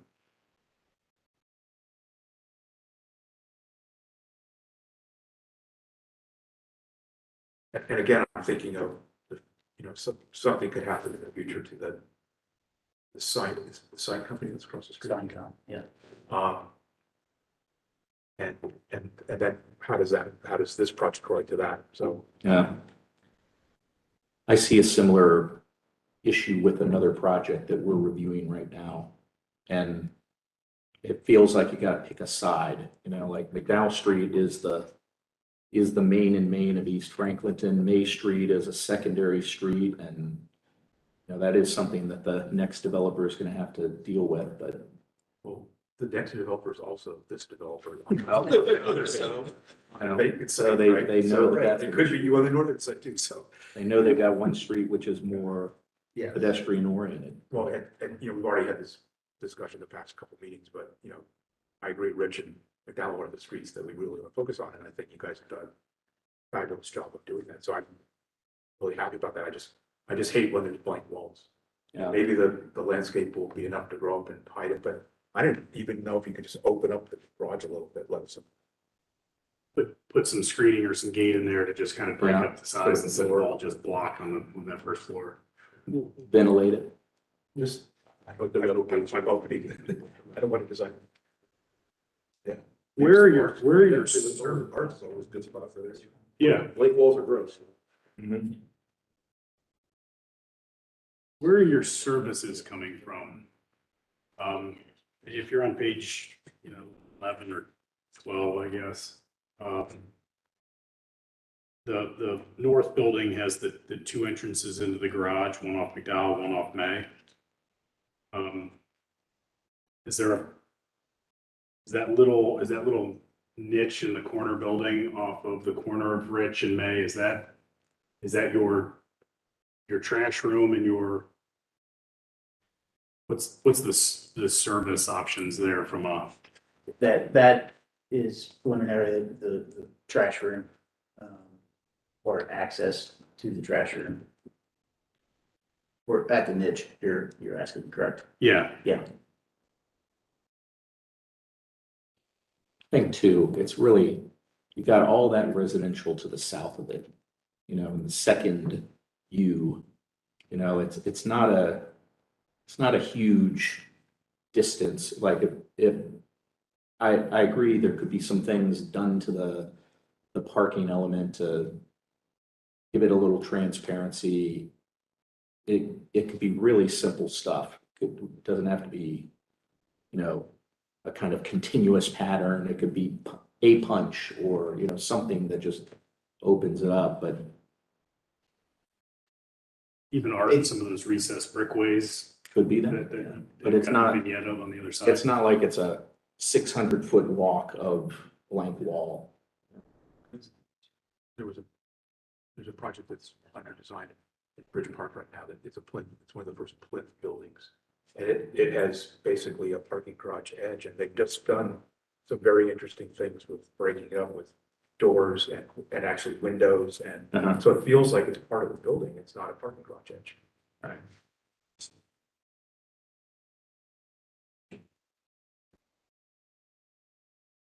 Let's do it. We should look at that. Landscaping such as trees, shrubs and or fencing along the southern footage frontage to delineate the Dodge parking lot from the development.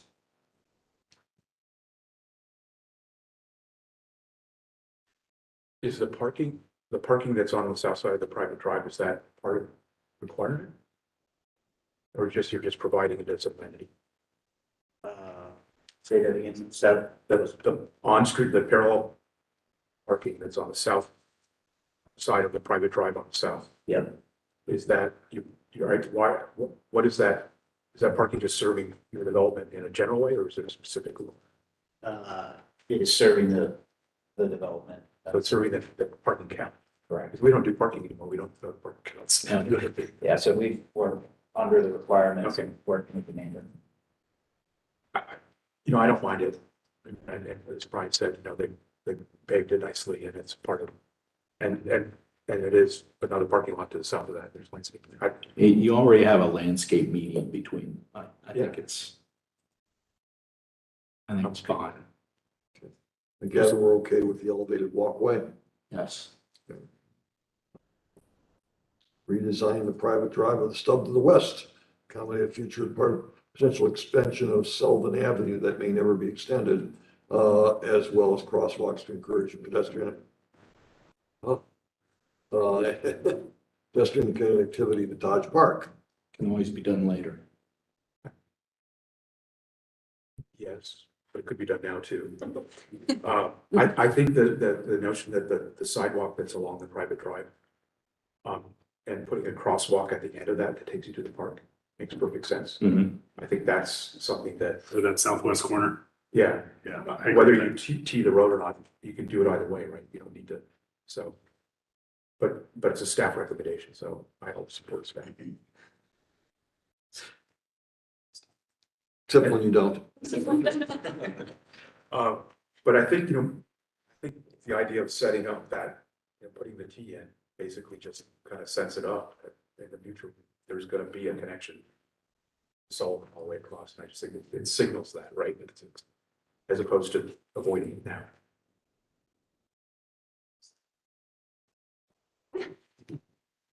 Interesting, okay. They're voice activated.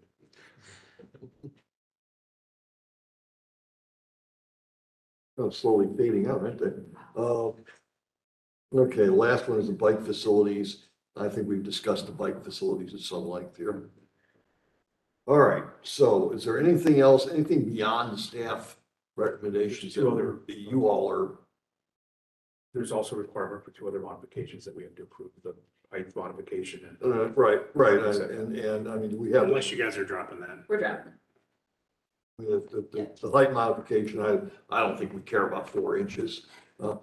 Do whatever you want. Would have gone for 70.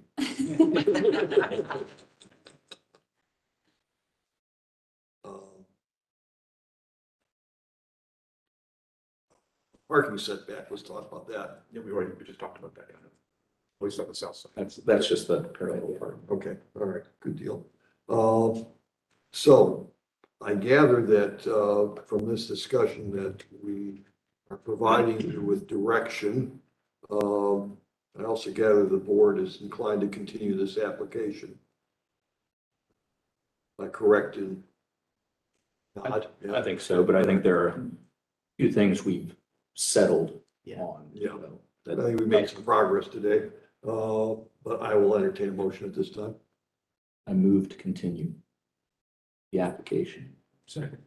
Okay, it's been moved and seconded. Continue the application. Stephanie, call the roll, please. Sure. Okay, Mr. Fergus, Approved. Mr. Manfred, Approved. Mr. Overly, Approved. Mr. Way, Approved. Mr. Bush, Approved. Mr. Nobby. Approved. Motion to continue the application carries. Okay. Thank you. Thanks. See you soon.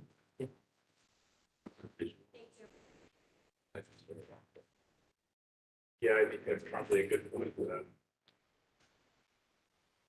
Yeah, it doesn't show up. Any of the dog. Yeah. No, that's a good point. It's to get a visual of it. We did another shot at that, right? We're leaving the file. Yeah. All right, we have one conceptual application. It is EF 22-03003. Address is 640 West Town Street. The applicant is Arch City Development, and the owner is White Cloud Investments. Stephanie, staff report, please.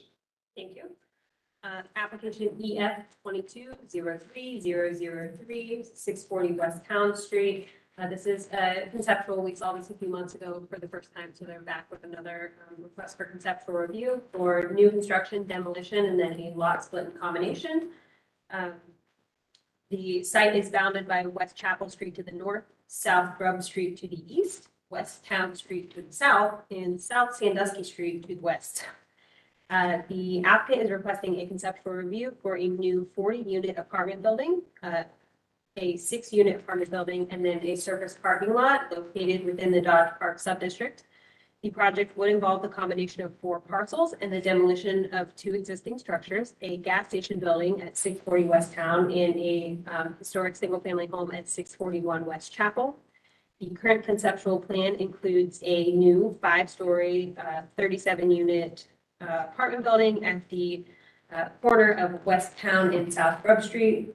As presented, a height modification would be required and increase from 35 feet to 56 feet. Parking proposed on the ground level for the north and west elevations, and then proposed materials would include fiber cement panels, hardy plank, and synthetic stone. A new 3-story, 6-unit apartment building at the corner of West Chapel and South Grub Street. A new surface parking lot, and then the combination of the 4 parcels listed. And then, as stated, there will be demolition of the existing gas station and single-family home. The submittal includes existing condition photos, a conceptual site plan, demolition plan, lot combination plan, floor plans, elevations, and renderings. Staff analysis, the proposal is somewhat consistent with the recommendations in the East Franklinton Community District Plan. The applicant is requesting a modification of the height limit to 56 feet from the allowable 35 feet. Staff supports the height modification as this parcel is located at the corner of 2 primary streets and is in close proximity to State Route 315, but requests the building and site be redesigned to better align with plan recommendations. The plan recommends historic and other contributing buildings should be preserved to the extent possible. Staff notes the proposed demolition of 2 existing structures, the single-family home at 641 West Chapel, which was built in 1900, and a gas station at 640 West Town, which was built in 1968. Staff does not support the proposed demolition of the single-family home as it represents a historic style and pattern of single-family home development on Chapel Street and is eligible for the local register. Staff does support the proposed demolition of the gas station as the building would be difficult to incorporate into the new development, does not contribute to the streetscape, and is likely not eligible for a local or national register. The East Franklinton Creative Community District Plan recommends new construction should be integrated with the existing neighborhood, and where buildings are proposed in excess of 3 stories, additional setbacks and design treatment should be employed to mitigate that impact. The plan also recommends that parking be located to the rear or side of buildings and screened. Therefore, staff recommends the following design modifications: preservation and incorporation of the existing single-family home into the project and provide a design that maintains the overall character of West Chapel Street as a residential street, including hiding the parking from both West Chapel and South Grub as best as possible. Incorporating more of the parking into the building could be considered by the applicant as one solution. Consider using landscaping, screening, and setbacks as a way to mitigate the impact of the new development on the existing single-family homes on West Chapel, and then continuation of the sidewalk along West Chapel Street. Staff's not offering a recommendation at this time because this is a conceptual review. Thank you. Any questions for staff? Not. State your name, please, sir. Brian Higgins. And Brian, do you swear or affirm the testimony you're about to give is true and accurate to the best of your knowledge and belief? I do. Okay, the floor is yours. I think Steph summarized where we are with this project really eloquently. The only thing I might clarify is that the larger 5-story building is actually 40 units. And then the smaller building on Chapel is 6 units. So it's a total of 46 units. I think at one point you mentioned that, but then you said 37. And yes. That's probably my fault because I sent her errant copy and paste information. And that must have leaked through. But with that point of clarification, we've made a few changes. Trying to increase the amount of parking underneath the building in this iteration. I mean, obviously, to some extent, parking drives a lot of development, right? So it's, we'll get into whether it should or should not, but we have altered the way, you know, if you recall, previously we had a curb cut on Chapel, kind of came down through the center of the street, eliminated that. Really now we're coming up off of Sandusky from the west to enter the parking, with more of it that's actually under the building, so we have less units on the first floor. Although the units we do have now have individual doors that open up onto Town Street, which I believe was a recommendation from our previous visit here to the EFRB. I am still proposing the demolition of the house on Chapel. I had an engineer take a look at it. It's been vacant for a number of years. It is full of all kinds of fascinating molds, spores, and funguses. And you can see some information that I had provided. I think structurally, it's probably, you know, all things considered, maybe not, certainly not the worst house I've ever been in, nowhere near. I guess the question I would ask for this body is to define the difference between historic and old. And is this in fact historic and worth retaining to the point where it becomes a line in the sand, or is it just an old house that's kind of moldy and gross? But you know, that's maybe something you can provide some additional thoughts on. Other than that, we did go to a full fifth story. You may recall last time we were a partial fifth story. And that's partially because we lost units on the first floor to try to add in more parking. As you know, it's a lot of give and take between parking and units, and how do we, you know, and now with the special parking district, there's no opportunity for this body, I think, to provide any relief in terms of a variance or what have you. So we're also driven by the economics of that, which I'm sure everybody has too. But this is a relatively small site, so I think our challenges are acute. Although I know this doesn't impact how the special parking district views this, we are talking with some nearby landowners about shared parking, specifically the school that's northeast of us, and even glass access, although the glass access conversation is more complicated, and if you don't know why, you will next month. But that's neither here nor there again. So I think that's all I have for the moment. I would love to hear what everyone has to say. So you want to take down the building to the north primarily because of the parking. You want it for parking. Parking, and you know, we do recognize that, you know, adding something to the streetscape there on Chapel would be a benefit, which is why I sort of propose what's the footprint of maybe two smaller buildings, similar in size, perhaps a little smaller than what an existing single family house footprint would be. And then massing them at, you know, 2.5 to 3 stories. I don't know exactly what that architecture will look like yet. Sort of filling in A, where the demolished house would be, and then B, where there is a vacant lot currently.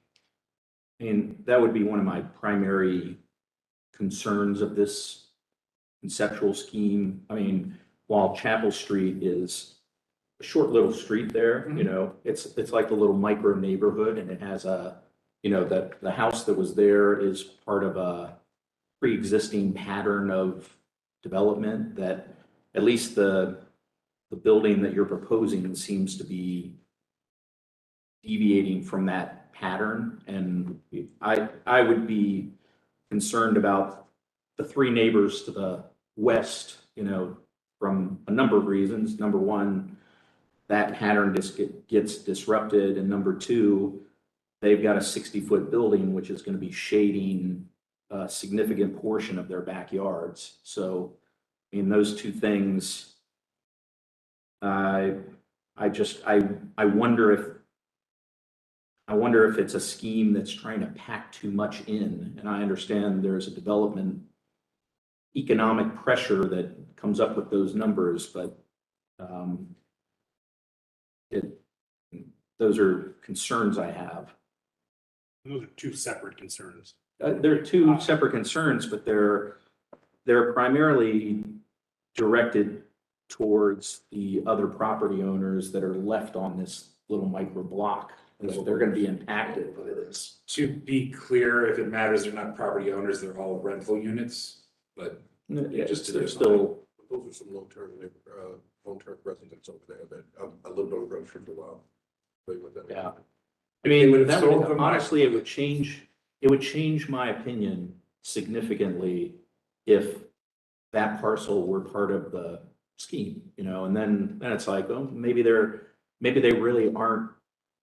Maybe you could do something that would be actually bigger because you'd have the whole block and, you're not having to kind of work around. And then the street, and then the houses on the north side of Chapel that face south are looking at the back end of a bigger development, and we probably argue about that. Well, no, but I'm saying, you could control both sides of that parcel, which I'm sure you've thought about, but That actively tried to acquire them and could not. I think I agree with the second point with the shading of those three existing houses with the height change to the building. I agree with that. I don't think that that's a deal breaker, but I think that that's something that has to strongly be considered. The difference between having the drive lane between the existing historical house and the 3 units to the west, and what you've presented here today, I think makes a world of difference. I think from if you're on the corner of Grub and Chapel, looking west down Chapel, you're now going to see 5 units on the north and 5 units on the south, and it will feel much more in line with the existing residential houses that are on Chapel. I think that makes a lot more sense, even though it's a 6-unit building.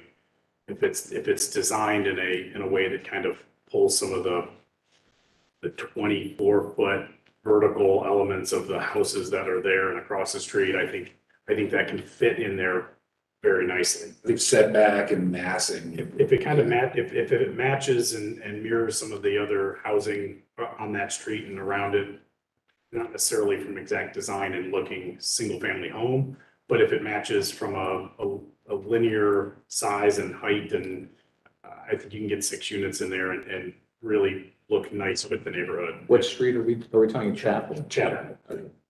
I think the biggest concern that we had a couple months ago was that he had parking and a drive lane between those two, and it ruined the flow and the feel of the residential side of Chapel. And I think you've changed that, and it's really to the benefit of the project. So it's sort of a bridge building, right? So no, it's not. No, it still has parking in between. It just doesn't have parking. So the other question that I had is your site plan doesn't show too clearly. Is there only parking off of that little unnamed alley to the west? Is that the only way to get in under the building and around to that back spot? Yes. You can't get parking off of Grove without impacting 2 or 3 different. We were concerned about the proximity to the intersection in terms of curb cuts. Frankly, both intersections, Chapel and Town, because again, it's not that long a block, right? So,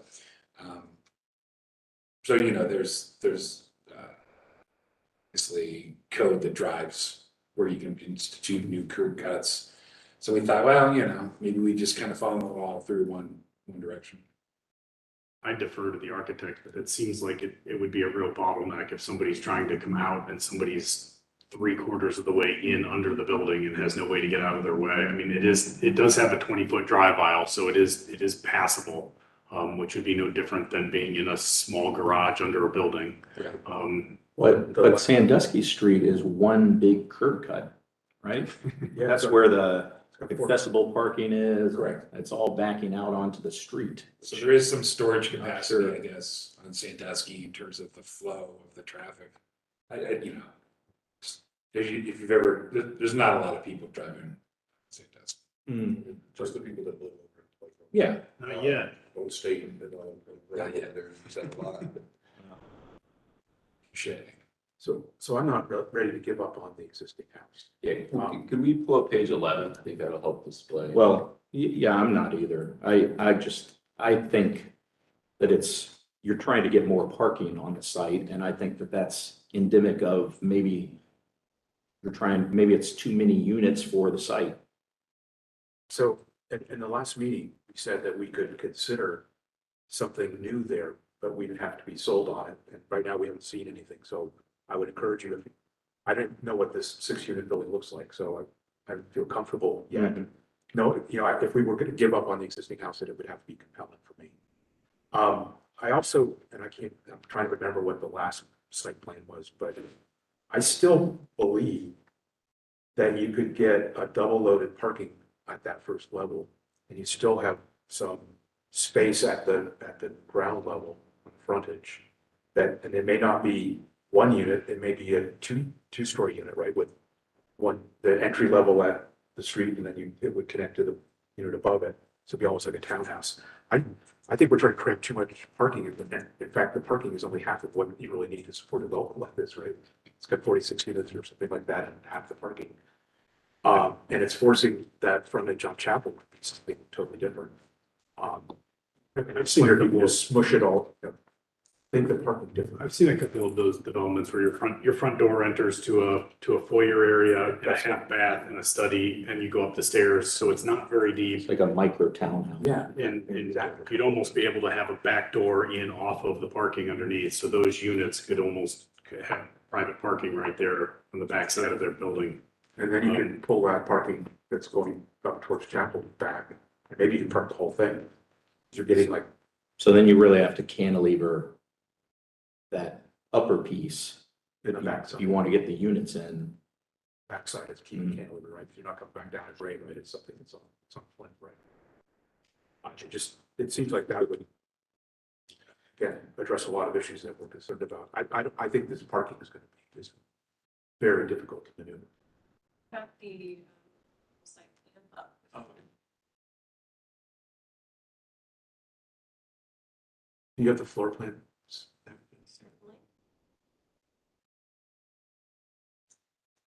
So that's right.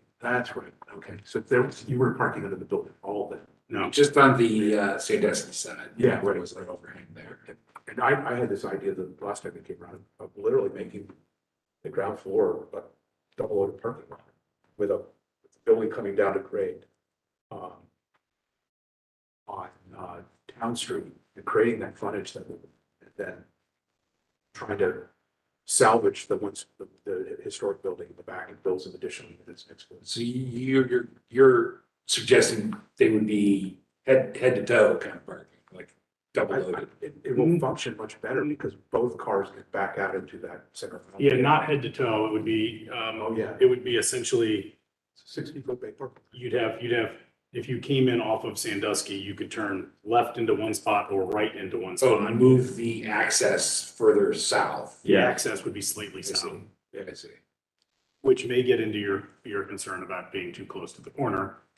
But Well, you've got, right now, this plan has cars backing out all the way to the corner, yeah, I guess that's, which is It's even it's more a- dangerous than. it's an alley, Coming out of it's parking an lot. alley, not a street. So like It says You could make the case. It's more of like a service road. Yeah, but it is, you know, what's interesting about Sandusky, it's the frontage to the highway Yeah, and the ramp. I mean, it's actually a frontage. Everybody driving by, that's what they see, right? right. So that corner is really cool. I mean, actually, you're already doing it. You're already floating. I mean, I don't know how this building is being supported on the north side, but, you know, I think you're just saying you could make a different kind of unit, which is much shallower, like 22 feet deep, And maybe it's a two-story unit, right? So it's a. or a 3-story unit. Or three. it could be townhome, it could be micro unit. Yeah. Whatever, yeah. Yeah. And But you've it's- got amenity space and, you know, utilities and stuff there too, so you gotta squeeze that in, but. But then the challenge is, okay, so you did these micro units. And bigger parking problem. Well, actually, no, you have a bigger problem because now you got to get even more units up on top and, you know, and we're saying this thing's got to come down, you know, it's feels too high, or I worry about its height relative to the northern buildings. Yeah. I could be persuaded, but Like I could see. So, or let me ask this. If I were to incorporate the existing home, chapel in a new site plan, would this body straw poll be receptive to an additional infill structure on what's now that vacant lot to between the three homes we don't own and the one that we Wood. So another complementary building to fill out that north Yeah, edge. and I don't know if it's flats or what it is, maybe it's townhome or two. But its massing might, Something comparable though Yeah. to the single family homes you see on the chart. Yeah, it's a scale of massing. It looks like that, but it could be flat. Mhm. Right. If I did that, would that be more persuasive about accepting a fifth story on the Town Street building? I think it's all in how that, I mean, I will tell you that the massing of the south building feels like it's got way too much stuff going on for what's a kind of little footprint. I mean, it's got a lot of gyrations, and if it could be simplified a little bit, I could see the height not being as big of a problem. Can you define what you mean by gyration? I mean, look at that. Okay, so go to the, Seriously, I'm not trying to be clear. yeah, and that's okay. The rendering. I'm being obtuse. So go to the rendering. Yeah, Pull the gyration, I agree with the elevation. gyration. So So I got 3 buildings. You know, it's I got the tall white building. Mhm. I got the charcoal building, and I've got the orange building. You know, it's like it's got too many masses. You know, for what is, I don't know what the 140 feet, so it's pretty small little block. I think it could just be a little more cohesive as, Simplified, yeah. less I mean, busy. Yeah. Okay. Yeah, all the buildings around it are kind of a much simpler, much more industrial red brick, Sure. simple building. But I know how Bart feels about red brick. It could be charcoal. Yeah, well, I mean, I'm not saying that it necessarily has to match those things. Yeah. But, I think They're simpler. if it totally sticks out, I think that it would be beneficial to be architecturally really interesting, which I think this building is not necessarily. This building's kind of a pretty typical multifamily style hardy building with residential windows. There's nothing particularly or like architecturally advanced with it. So bringing in some of the brick elements on, I think we had even talked last month or a couple months ago about having a 2 or 3 story brick and then a hardy on above to make it feel like the 4th and 5th floors are newer additions to an older style warehouse building, breaking the massing up horizontally so that the weight feels like it's more of a traditional building on the lower levels. I see. Horizontal versus obviously vertical. Where, yeah, I think we saw it in the last building at River Ridge where it's trying to break itself up vertically because it's long, right? That's a trend, obviously. This is taller than it is wide. Yeah, so conversely. Yeah. I mean, you stepped your top floor back on that corner, which I think substantially helps with massing, at least on the Town Street side. I don't think the Town Street side is where anybody has an issue with the massing. So maybe if it's gonna step back, it's on the backside to impact the shadow. That may be a way to do it. You're still gonna get downtown views and Franklinton views if you step it in the back. Sure. Get some nice terraces. Yeah, I mean, yeah, so that it helps with the massing and the houses behind it. Yeah, no, I can dig it. Stephanie, can you pull up the first slide of this deck? I just want to make a point about height, because when you think of the 350 frontage as it runs through this area. Are you it's talking kind of- about the previous submittal or the first line? The first one of the deck that we're reviewing today. So I don't know what that red brick building is off to the left. It's an old school, looks like. So you could. This Holy Family. That's it. Yeah, The Judy Museum. Okay, but again, if you look at that frontage, you've got that mass, and then it steps down. It feels like a building coming up there kind of starts to create some interest along 350. Yeah. Yeah, Punctuates the 315 gateway. is raised by 35 or 40 feet above town. That alone, if you were to put a one-story building there, you're above the top of the building as you drive down 315. I don't feel like the height of massing on that spot on town is the biggest concern. Right. I think more it's the shading of the houses behind, which I think stepping and doing some architectural tricks, I think you can kind of get around. Okay. And shading is, dependent on time of day and time of year. And so, Yeah. we're looking at a shadow right now on the site plan, and that's a moment in time, right? Yeah, So but they that's could do some shadow studies. Right, so see what the real impact is. Legit. We can do a shadow study. I'm really good at throwing shade. There's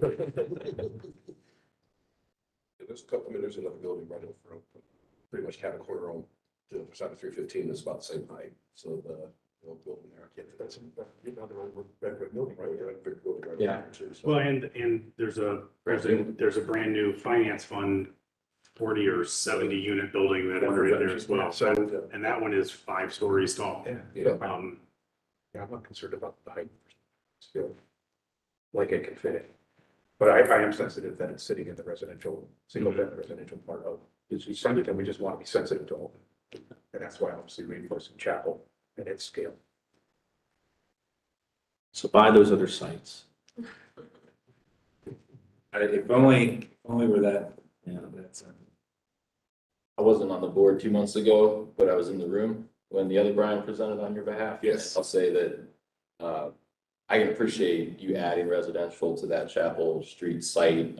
I think that, like these guys were saying, it should go a little bit further to where more of a pitched roof, you can have like an up-down duplex style flats, or even a basement unit if you want to get 3 units. Burton style, half down. Exactly, yeah, and just something that looks more like the single family, so that are the 3 of them there, that, so you're not pinching them in between the highway and whatever you build. Mhm. And keeping the existing building, or if it had to go, replacing it with something like it is now. But I think keeping it might be better for you, and probably be my preference as well.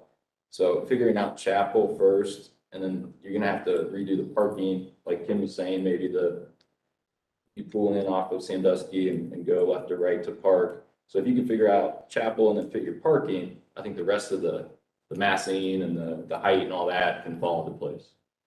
Yeah, I think that's good. I think we could certainly explore some of those things and make a greater effort for the existing home on Chapel, combined with maybe some simplifications of the Town Street building, and